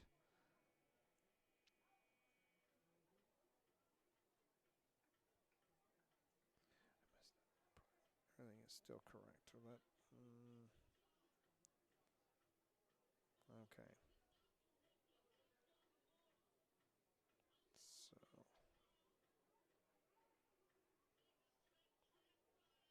Yeah, none of that is okay. Something happened down below. Abby said that everything is correct, but it does not look like it is because it's Zach Adams that she has as the quarterback. So I know that those are not correct. So the final score, Chippewa Falls beats Holman 17-14 on the evening. That's our only score, as that's pretty much the only game happening, at least around the area. Here's the slate of games tomorrow. Let's see how many I can butcher out of this. Onalaska at West Salem, I got that one down. Sauk Prairie at Baraboo. Mauston's hosting Toma. River Valley at Reedsburg. Black River Falls hosting Sparta. And Eau Claire Memorial is at Logan. And there's your kind of schedule of games that are happening around the area coming up tomorrow night. So you get us here on the Central Riverhawks YouTube channel for tonight, 13-0. Then you can go out and find a game tomorrow night, probably streaming. There's several of them that will be streaming, or you can always head to a game too. Riverhawks tonight for keys to the game from Olson. He said, win the turnover battle and stop the Huskies running game. Check and check. And the Huskies offensively physical in the box and get athletes the ball. Defensively play fast and physical. Again, Eau Claire North has to be kicking themselves. They've had so many opportunities. Had a touchdown on the board. Got wiped away with that procedure penalty on their first drive of the game and then fumbled the very next play.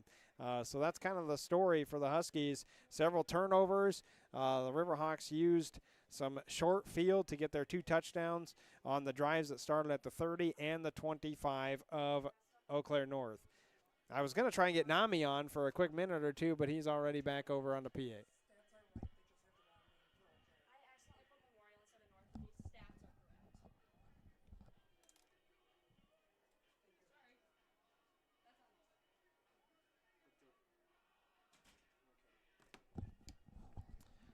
Okay, so Gavin Shepard does have 13 carries for 71 yards.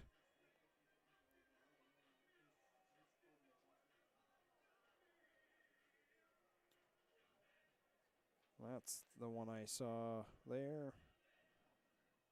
And Polma, of course, has the touchdown on the catch for 8 yards.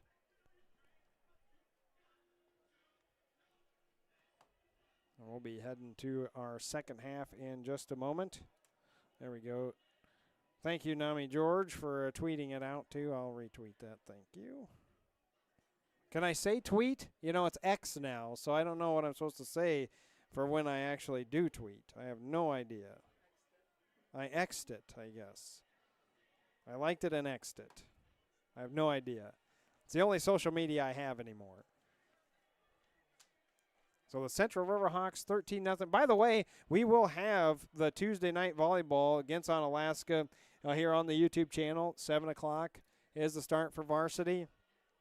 We will have our crowd mic back after the music has stopped playing so YouTube doesn't kick us off.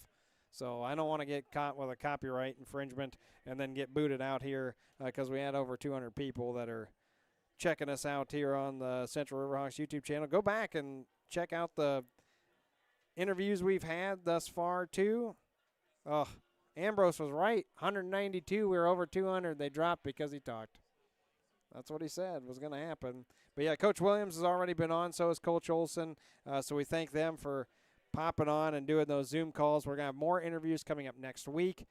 Coach Olson and I are going to meet every single week. So you're going to get a recap of football coming from him next week. I hope that we can still do it possibly Tuesday night after volleyball once I get home. I know because of the JV games that are taking place on Mondays, he doesn't necessarily want to do it then. I can completely understand that.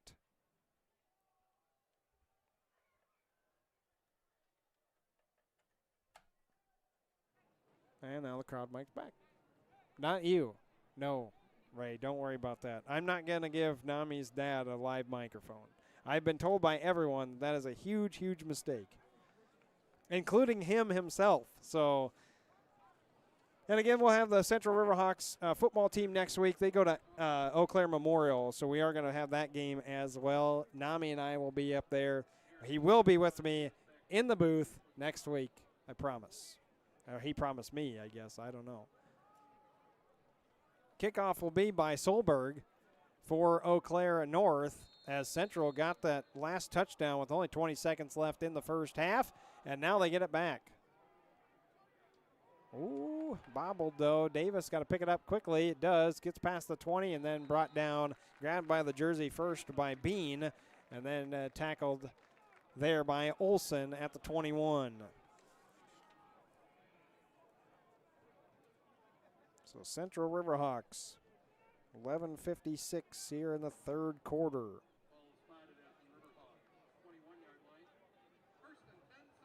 So 21 of their own. You might have heard Nami on the PA, so you're still getting him once in a while.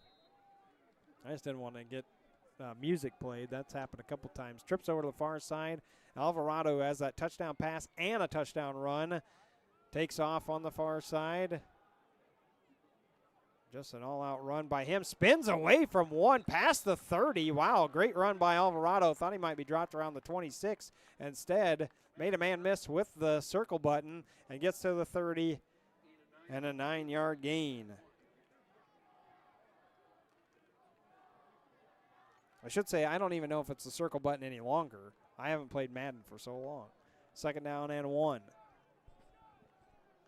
Alvarado will have those trips on this near side. There's also a tight end lined up on that side, too. Oh, no, there isn't. That is the tackle. Pardon me. Shepard on the handoff. Swallowed up by the Huskies. Man coming out of there is Cade Johnson, senior linebacker, but is enough. 1 yard, we're going to give it to him. That's it. Just a yard. And got the first down, though. You know the Riverhawks want a grind clock here. Got the lead of 13-0 starting the second half. Pick up a lot of first downs. Eat up clock.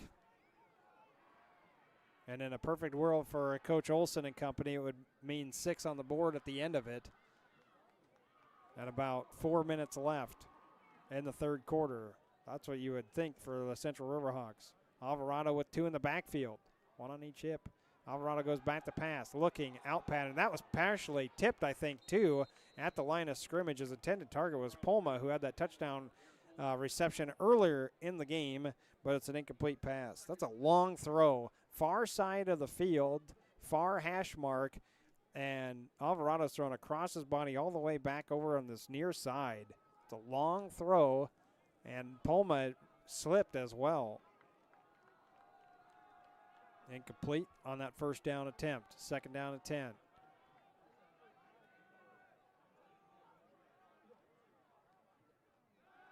Back to pass again. This time, far side, caught. Meyer gains up to the 45. Pick up a 14. And second first down. So Alvarado going back to the short side of the field. We talked about how Eau Claire North was using a lot of out patterns, and some of the defenders were slipping for the Riverhawks. That time similar for Meyer. It's been one-on-one coverage on the outside pretty much the duration of the game. And so Alvarado's had a chance to get over there. And this is a counter play. Rudrud blasted at the 49-yard line. Good tackle there by Carter Vance. Called his name several times in that first. Well, that was Opon. Pardon me. I thought it was Rudrud. Picked up 3 for Opon. Alvarado checking his receiver on the far side. This time, another handoff right inside, but there is nothing doing. Big tackle there by Penegar, and a loss of 2. I didn't even see who the carrier was. And 3rd and 8.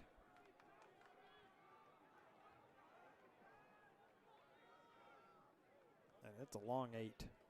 That ball's on the left side of the hash mark as you're looking at it. And get all the way to the 45.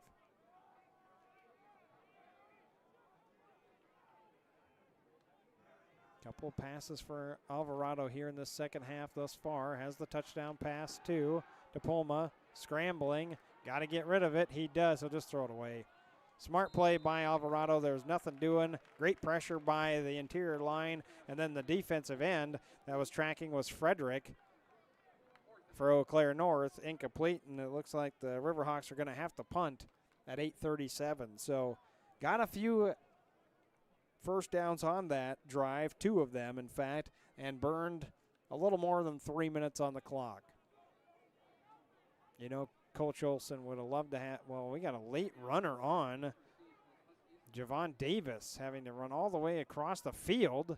Now has to set himself before the snap. Got it off before a delay game. Alvarado with the high punt. Bounced at the 25 and rolled backwards on the Riverhawks. Ends up at the 28. So the punt, and Eau Claire North will get their chance for the first time in the second half at 8:28.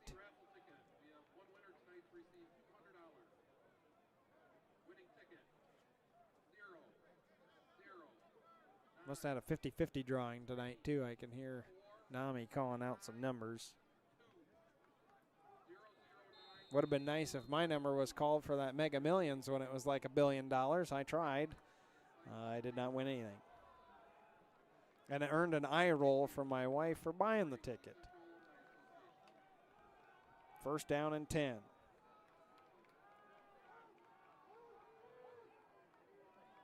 McCracken and the North Huskies. Olson getting away from a few. Past the 35 to the 36. He's 2 yards short of a first down, 8 yards on his first carry of the second half. And we got a little injury timeout too on the field. More than likely it's cramping.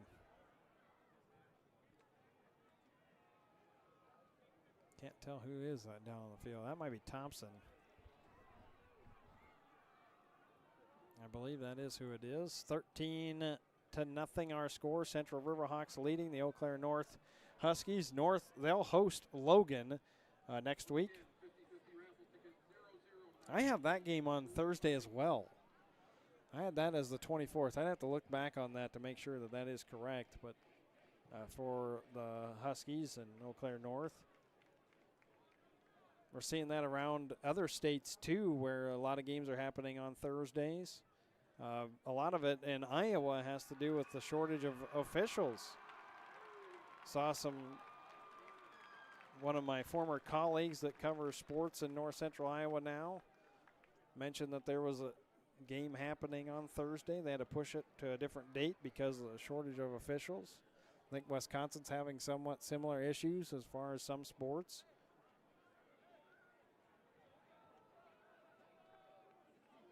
Hope that can be rectified and get some younger people involved in officiating. I think that's kind of the goal, I'm sure, by the WIAA as well as those down in Iowa and Minnesota. Minnesota High School League, of course, and Iowa has their association and the union that covers both the boys and girls. Olsen on the counter, pushes past the 36, 37. He's close. It'll be a yard short. Good hit there on the interior line for the Riverhawks. And Eau Claire North, you know that Coach McGinnis does not want to give this ball back to Central on a 3-and-out.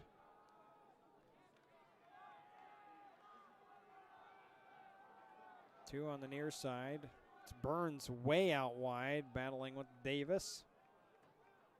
Olsen in the backfield, of course, behind McCracken. The handoff is to Olsen. He'll go off tackle, and boy, I think he's going to get a pretty good spot from the far official. But it's actually the official inside the huddle. Oh, they gave it to him.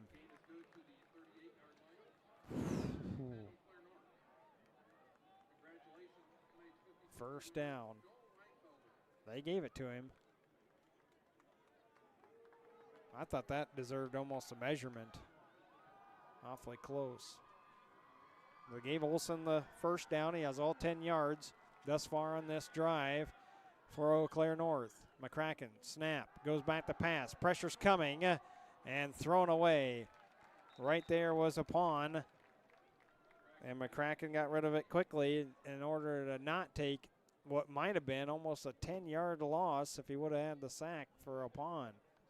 Instead, thrown away. Was there even a man near?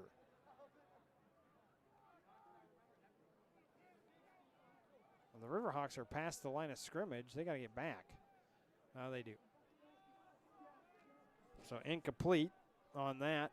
First down and 10, so it makes it second down and 10.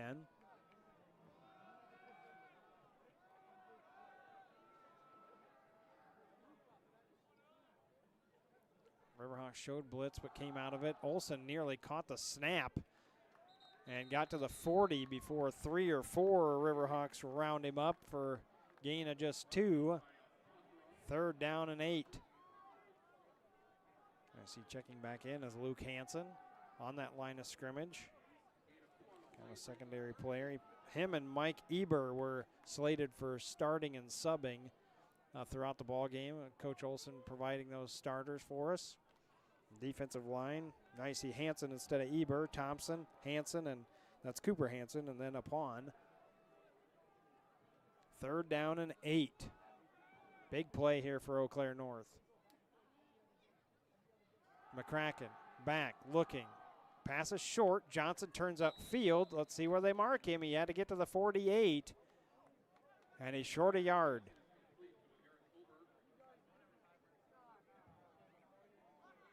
He picked up 7. Fourth down and 1. Davis coming, or pardon me, Thompson coming back in.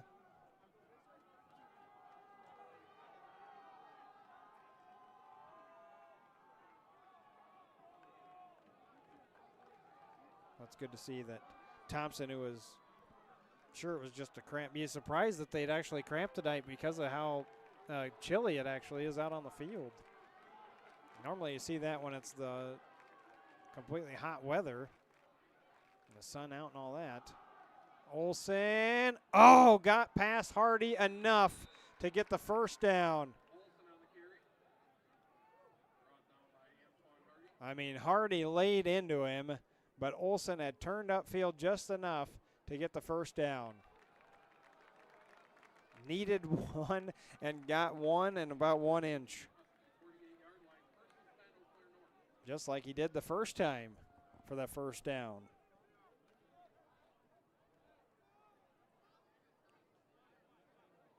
McCracken looking back over to the coaching staff. They'd already got the play. Everybody sets now. Handoff Olsen coming this near side. Stiff arm, got away from 1-2, in fact. Wow, Olsen. Then coming up and taking a shot, Luke Hansen helping out with that tackle along with Carson Jones.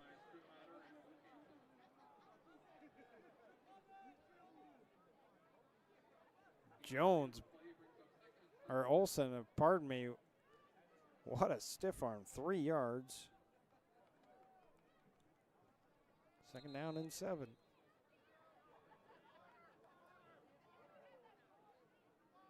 We have a timeout, looks like. Who called the timeout, though? I never saw a signal from the officials on who called the timeout. Well, either way, they called it. We'll come right back. 13-0 our score. Central leading here in our ball game. Team Wireless, Lacrosse's hometown Verizon store, is a proud sponsor of the Central Riverhawks. Find Team Wireless in the Three Rivers Plaza on Copeland Avenue, next to Festival Foods. Go Hawks! Consolidated Energy Company is a local family-owned supplier of refined fuels and propane. For more than 30 years, they've supported local homeowners, farmers, and businesses in the Cooley region and beyond. Customers count on Consolidated Energy for reliable supply and service at competitive rates. Check out their programs created to meet your unique fuel and propane needs at consolidatedenergyco.com or call 608-782-3308. Olsen on the carry as we come back to live action here at UWL Veteran Memorial Field. Olsen took that last carry, gained a couple, and it's 3rd down and 5. Went right back into the middle of the defense. And the big 3rd down. North has a 4th down conversion on this drive. 2 first downs thus far. Took it at 8:28. Now it's 4 minutes here in the 3rd. Bubble screen over to the far side. Caught by Johnson. Turning upfield. Boy, you can tell he has the jets. Got up to the 45-yard line. The other problem is that it's only gain of a couple. And brings up 4th down. Got to have 3 yards. Marked at the 45. Got to get to the 42.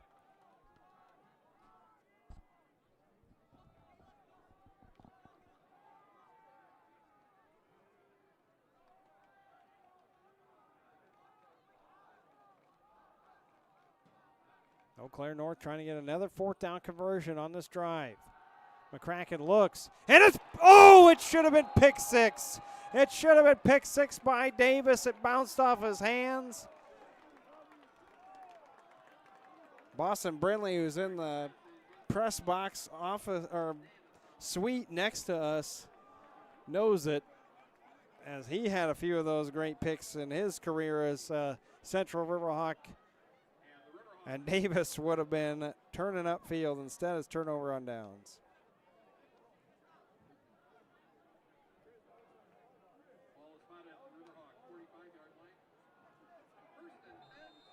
At 3:03, Central Riverhawks take back. Oh, boy. That would have been another turnover. Alvarado had to hold that. The exchange there looked like it was a little low. I don't know if Alvarado actually wanted to keep that, as he's smashed by Frederick on the play for 2 yards. I think they wanted to get the motion man, but because that ball was so low, he couldn't get it off to Herlitzky. He was still lined up really, well, you call it the slot, but he's at the hash mark. Alvarado back to pass. Offensive line holds.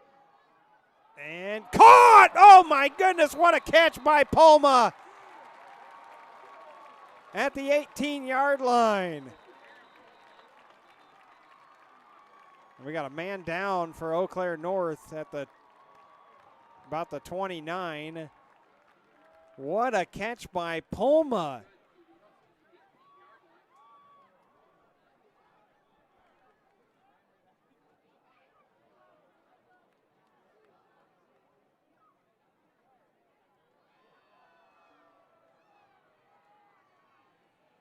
$35 yards. Wow. Palma one-on-one out there with Cruitt. And Cruitt kind of stumbled, and Palma just kind of stepped over him, and I did not think he was going to catch that ball. Alvarado hits him, though.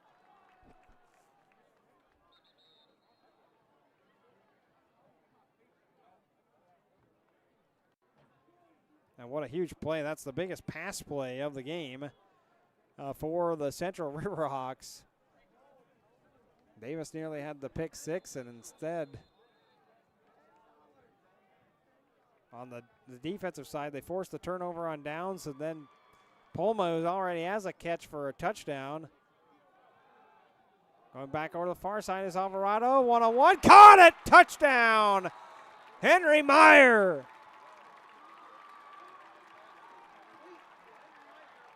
Meyer over on one-on-one. It's been one-on-one all game long on the outside for the Central Riverhawks, and Alvarado puts it on him. 18 yards in the air. Alvarado throws his second touchdown pass of the day. First one went to Palma, this one to Meyer. And it looks like the Riverhawks lining up for two to try to make it 21.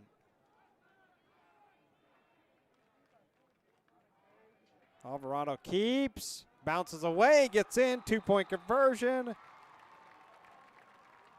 21-0. 2:07 to play here in the third quarter. And what a pass by Alvarado to Palma, and then going back to the other side to find Meyer. And the Riverhawks are cooking here in the third quarter, leading 21-0. Eau Claire North had the long drive that lasted over 5 minutes, but came away with nothing.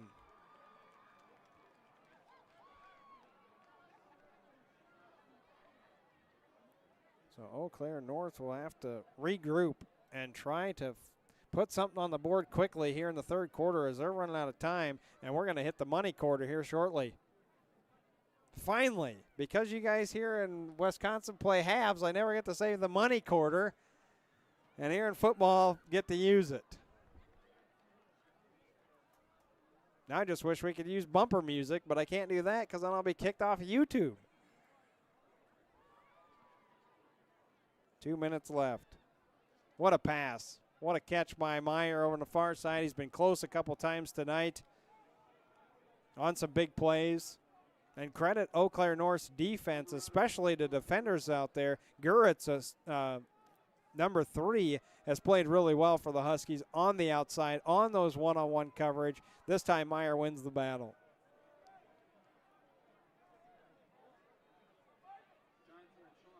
The Huskies just never had a big play to really grab the momentum. It's been the Riverhawks that have had the momentum plays throughout this ball game. Bounces over to the far side. It should be Johnson that has it. Travion returns. We'll see where they mark him. He was close to the 35. Might have got past that to the 36. Good return by Johnson. He's one of the guys that Eau Claire North has tried to utilize on those bubble screens. Well, now they move him way back. Well, they marked at the 32. I thought he was at the 36. Couldn't tell when he went out of bounds.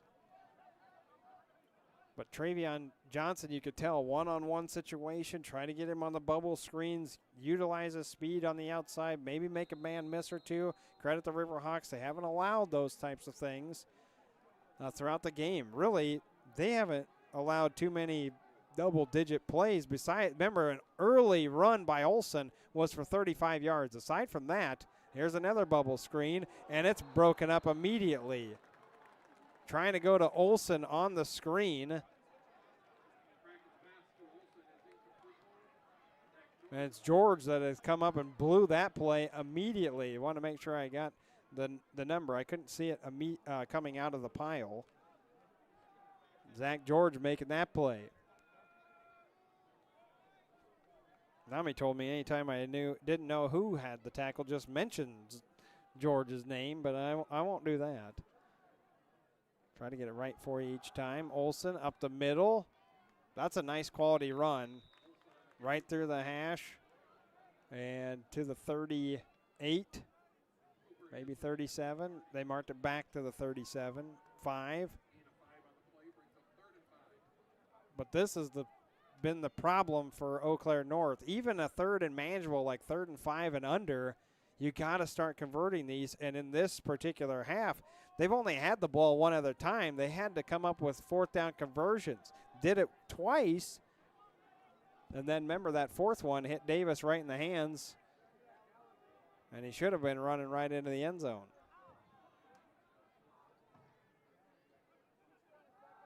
McCracken back to pass.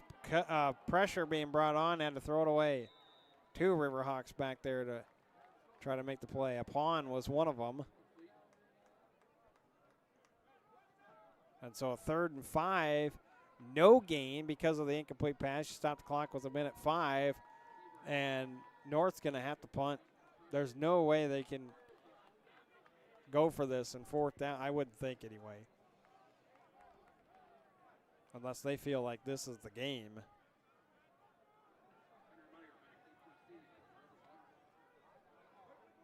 Weisenbeck? Is that 14? That's punter? I saw a 4, but I could not. 34. Perkins was and it's Meyer on the return. Look out. Meyer's got some room. This is all coming back. It's all coming back. Don't worry about it. There's a block in the back. They won't count. Meyer had the great punt return. It opened up for him, but one of the reasons why it opened up was because of a definite block in the back.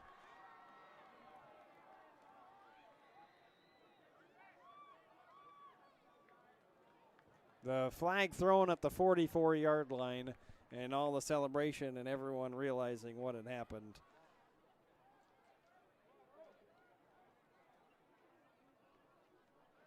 Great coverage.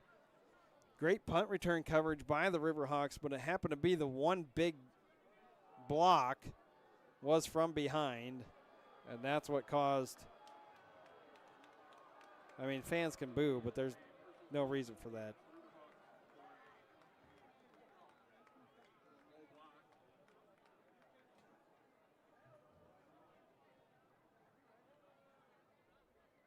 Move back 15 yards.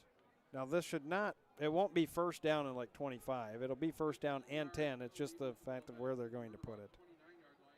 And so Central Riverhawks have it at their own 29. Just 50 seconds left here in the 3rd quarter. Central and Eau Claire North. As Mr. Ambrose talked about it, 1908, their first time they met. They might get a holding penalty on this as the flag thrown at the 27. Alvarado just kept that one. And the rivalry continued. I think he mentioned that they did not play during the COVID year in the spring, and then they did not play in 1910. Aside from that, Eau Claire North and Central High School, or La Crosse High School as it were way back when, had met. in football, and that will change next year. Sounds like they've got some great teams, though, lined up for next season to fill that void.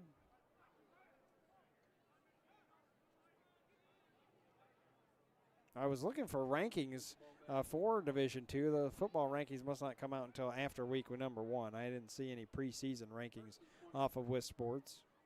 Credit to those guys and what they do, or gals. I don't know who really runs WIS Sports, but credit to those that are in charge of it.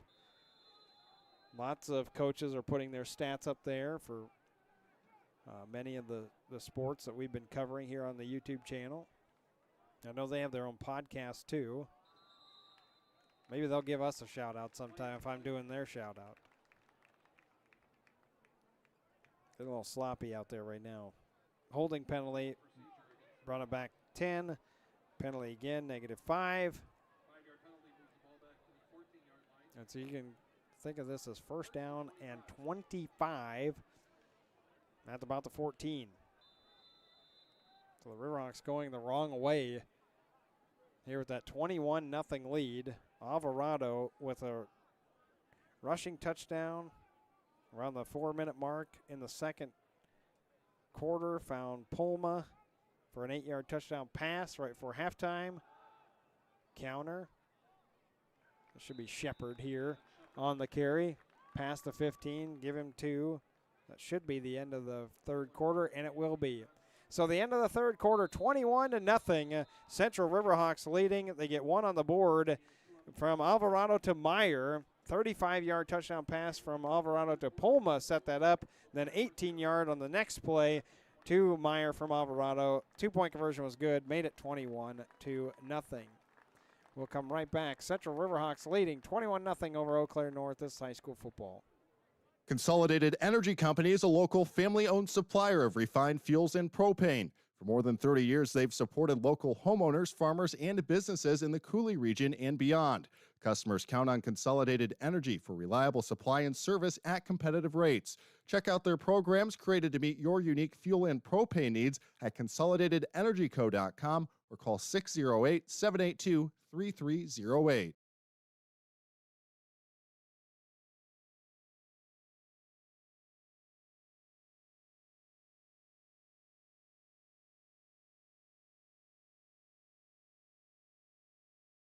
Team Wireless, La Crosse's hometown Verizon store, is a proud sponsor of the Central Riverhawks.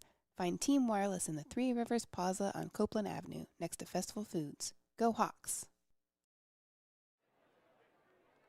Money quarter. Finally get to use the fourth quarter, the money quarter as I call it, here for the Central Riverhawks. But this drive has not been money. 2 penalties during the drive. Oh, the middle screen. This is a nice setup. Good blocking upfield, too. Huge play for the Riverhawks to start the money quarter. It was a 2nd down and 23 after a holding penalty plus a procedure penalty. And upon on the middle screen, who was being yelled at from half the sideline, had to run from one side of the 30 to the other just to make it into the huddle before the play. Ends up picking up 21 to make it 3rd down and 1. That was a wonderfully designed middle screen. False start.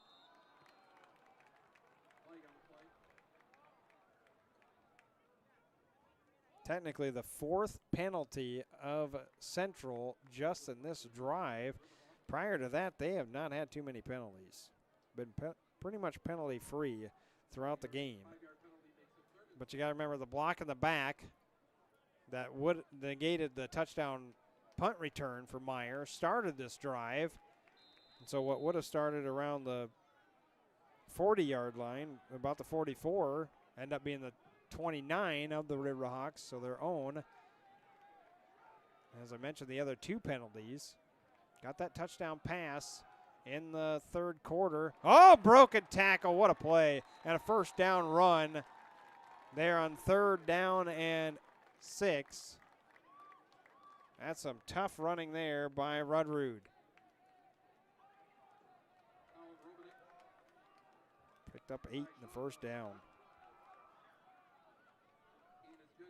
So what was 2nd down and 25 ends up being a first down. Even after the other penalty. So 3 penalties on this drive, yet they still managed to get the first down to the Central Riverhawks, and they clear it up to first down and 10 at their own 41. Alvarado finds a hole. Meyer had to let go. He was blocking Guritz and had to let go of him, otherwise he's going to get a holding penalty. And we got another Eau Claire North Husky down right at the old line of scrimmage, which was the 41. The new line of scrimmage now is the 49, giving 8 yards on that carry for Alvarado. Oh, do not want to see these kids going down. Don't want some injuries happening, no matter who it is. Most of it has been cramping. Of course, it is late, getting to be closing in on 10 o'clock, about past Ray's bedtime. Yeah, I know. I hear you. Me too, when you're taking care of a 2-year-old and an infant tomorrow morning when my wife goes to work. And she's got a patient at 8 o'clock in the morning. So she's going to have to be out the door. We're happy that you're along with us, and thank you again to all of our great sponsors that are helping us throughout this season. A big shout out to all of you that have sponsored us. As it looks like the young man for Eau Claire North coming off the field. Number 58, oh boy, Taylor Frederick. Didn't realize that's who was on the field. We have called Taylor Frederick's name a lot tonight, the senior defensive lineman for the Eau Claire North Huskies. Let's hope he's not seriously hurt and can get back out on the field either tonight or hopefully by next week when they face Logan. Because he's got to have at least 5-6 tackles just by himself tonight.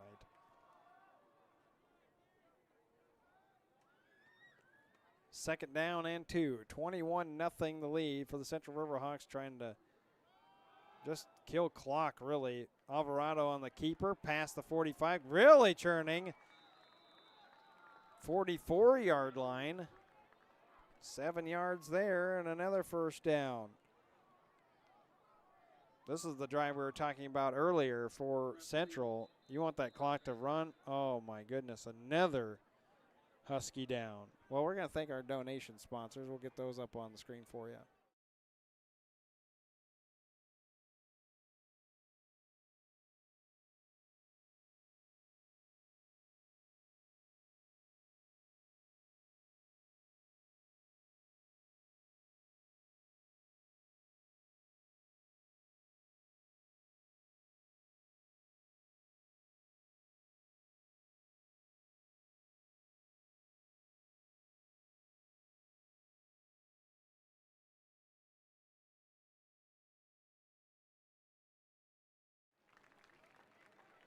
Young man Brady Jensen getting a round of applause, one of the starting tight ends on the defensive side for Eau Claire North. Coming off now.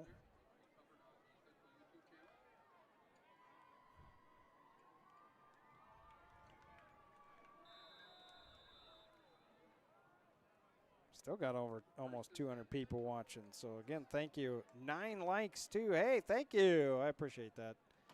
Since it's just me on the call tonight. First down at 10. 44-yard line for the Central Riverhawks. Let's hope everybody can get hydrated here for these last,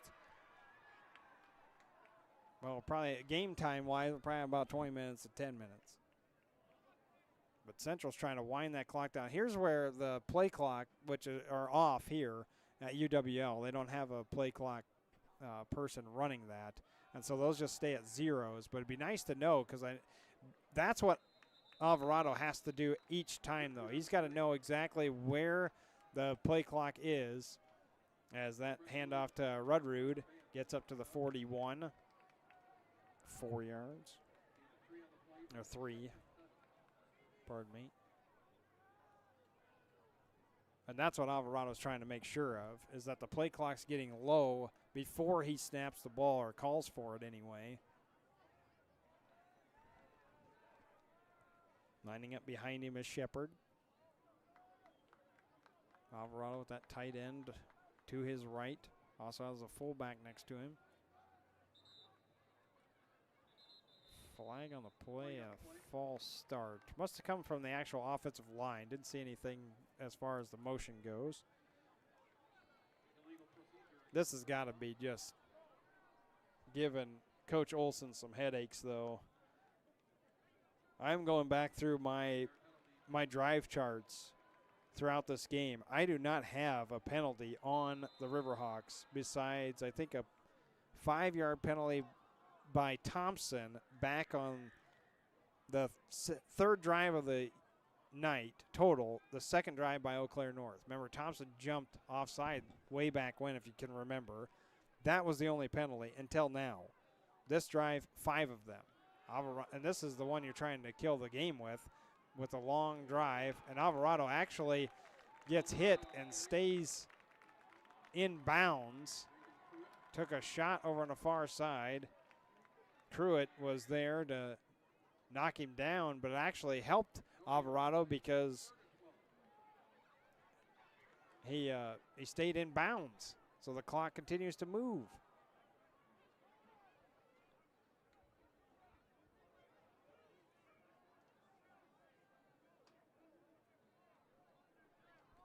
So it'll be 3rd down and 12 for Central. 21-0 if you're just joining us. 6-yard touchdown run by Alvarado. That was on the 3rd drive of the game for Central. They had the ball at their the 30-yard line of Eau Claire North.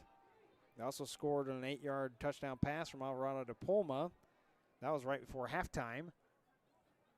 That was also short field. Alvarado looking. Got to eat it. And he does. Runs out of bounds at the 50-yard line. Ends up losing another 4 yards. I say that was Stripmatter, not Alvarado. I thought that was Alvarado that kept that.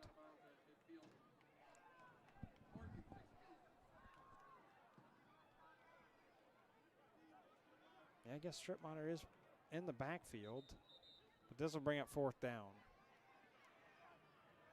And a timeout called by Eau Claire North because that was 3rd down.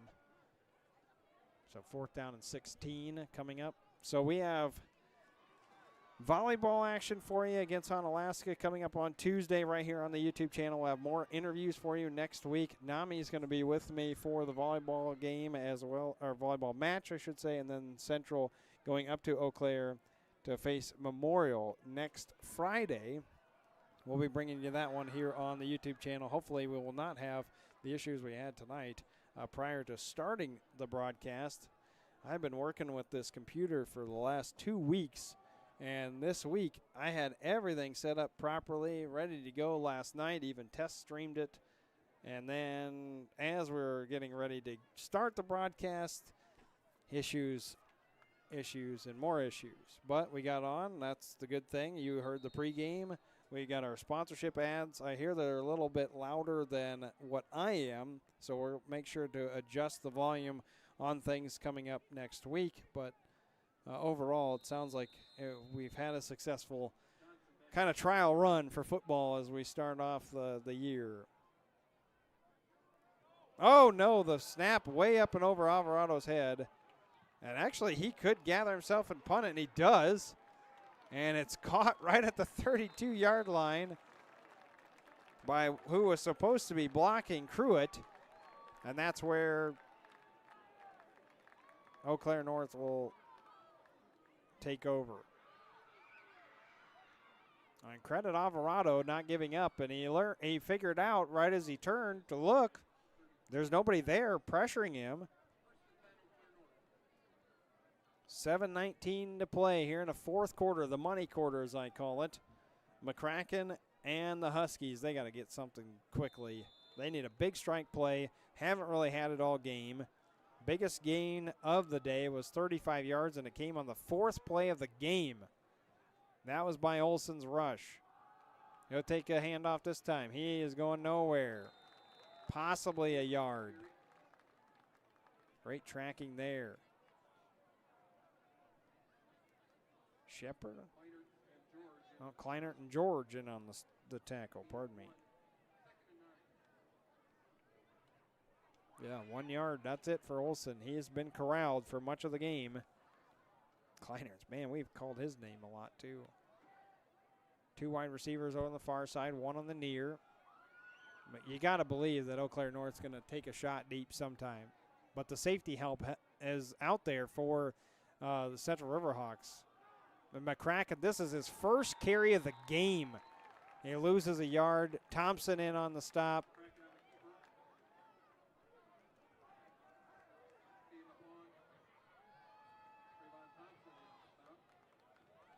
And right back to 3rd down and 10.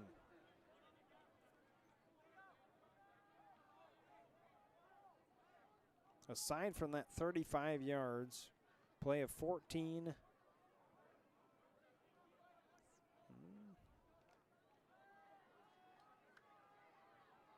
That's it. 2 plays is all I have of double digits for Eau Claire North in the game. And those are both in the first drive. McCracken rolls out to the far side, being chased. Got to get rid of it. He doesn't, and he's being brought down upon tracking him and gets to him. He'll lose a couple more, and it's 4th and very long. I didn't even see the flag. It is thrown at the 28. Was this something on upon with the tackle?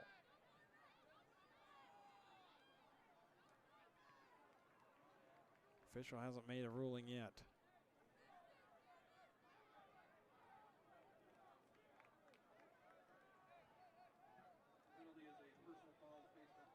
Oh, face mask on upon what would have been a loss. So a 15-yard penalty and 1st down, automatic. For Eau Claire North, 5:40, clock moves, 4th quarter, 21-0, Central leading. Trying to get their 8th straight win over Eau Claire North, and it'll be the last time these 2 teams meet. Unless things change as far as division goes, you never know. One team could move up or down. An illegal procedure penalty. Boy, things have gotten a little sloppy here in this 4th quarter. Too many penalties by both. We've slowed down to a Turtles pace when we were flying here for those first 3 quarters. I do not call it the broadcaster's jinx because I didn't really say anything. I did say we had a quick 1st quarter, but that's it. Clock still moves. Almost 5 minutes left. Handoff Olson. Inside, Thompson wrapping up. He was the first to grab Olson.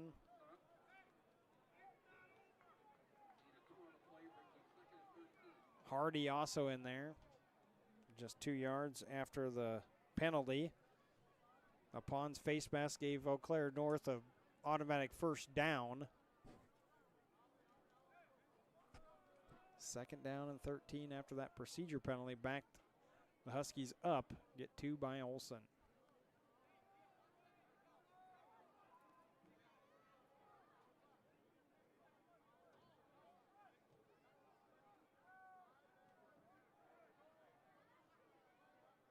Everybody kind of scrambling around for the Huskies. They end up with 2 wide receivers on this near side. Boy, that looked like Riverhawks might have been offside. And instead, Olson breaks a tackle and 2 more and gets all the way to the 30-yard line. 26 yards.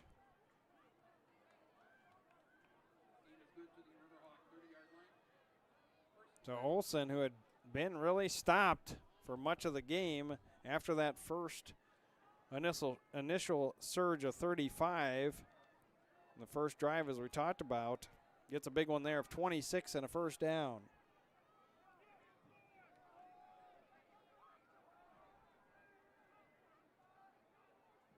Heavy set package up front. Got it right back to Olson. Far side, but not much there. In fact, no gain. I see Hanson was the first to get the ankle. I was trying to figure out who it was that was down on the bottom. As we see here.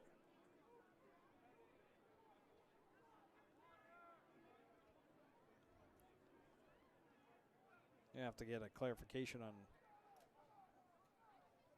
Might have a number issue on one of the Riverhawks.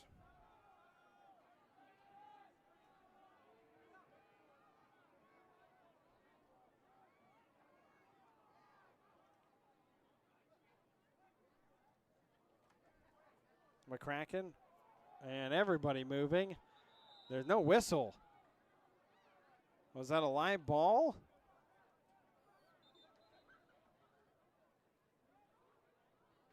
I mean, everybody moved on that. The ruling is that it is a live ball, and the Riverhawks recover. Peyton Stripmotter comes away with the fumble recovery. I honestly didn't see the snap. I thought that was not a live ball. So a fumbled snap. And Stripmotter comes away with the recovery.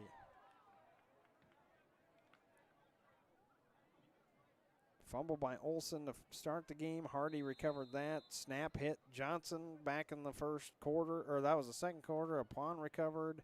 Remember, McCracken fumbled too. Hanson had that one. The Central Riverhawks take over with just 2:56 remaining. At their own 32, and look at that big run there past the 45.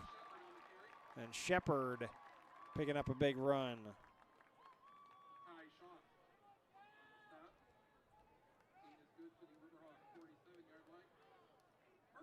15 yards there. On the carry for Shepard. The Central Riverhawks should be very thrilled with how they've played defensively, forcing some turnovers. I got some big plays too.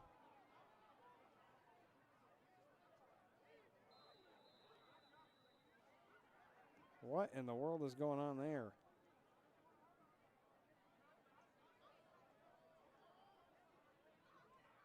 Well, Central was lining up to go, and then all of a sudden just one of their players fell down.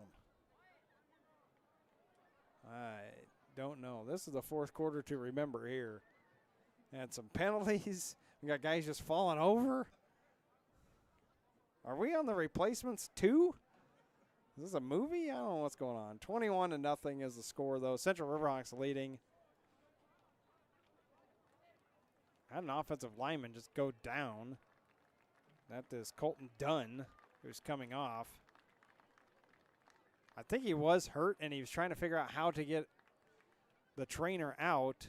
And I think the coaching staff was telling him, just go down on the field. Like, if you can't, if something's hurting, just go down on the field. They'll stop the play. I think that's what exactly happened. And so Dunn is out, and clock still moves, and we're going to be near the 2-minute warning here in the fourth quarter. Clock will not stop then, though. Not like it does in the NFL,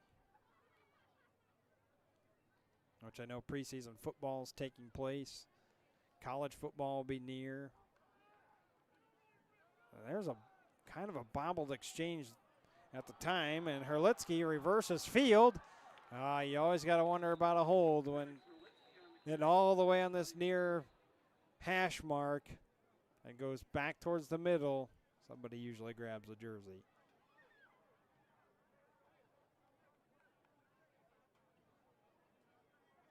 We'll look for the white hat to make the signal, but I almost bet this is a holding call. And if it is, it's a spot foul, which would move Central way back to the 33. Or maybe they're not, maybe it's not a spot foul. It is holding. Oh, nope, blocking the back.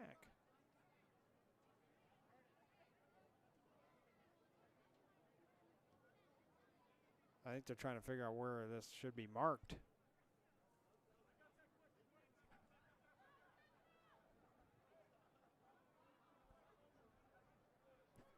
And there's the 10 yards.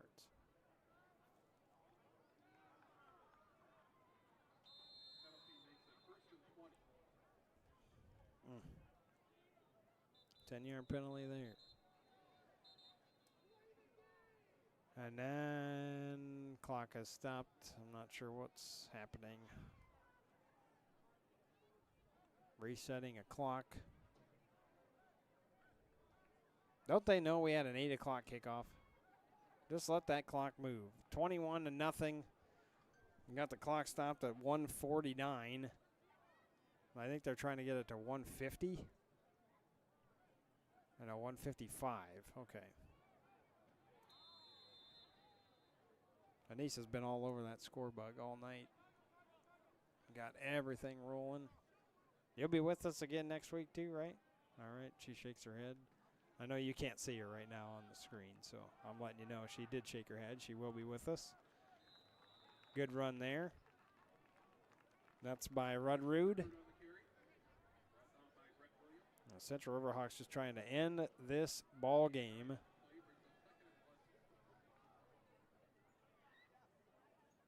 Nine yards on the carry. But that doesn't even matter at this point. You're just trying to get out of here. 2nd and 11. You're close to just kneeling it down. Had we known what the coaching staff is still up here, though, so I know they haven't left yet over on that far booth.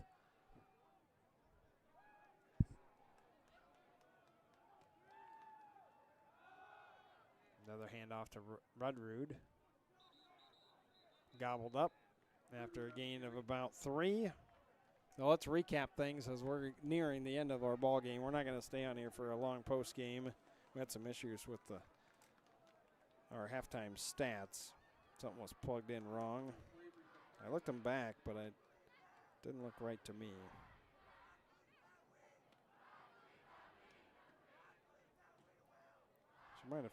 Abby might have just sent the wrong stats to me. I think that's what ended up happening. So 3rd down and 9, but the Central Riverhawks, they lead 21-0. They could take a knee here. Well, they do hand it off.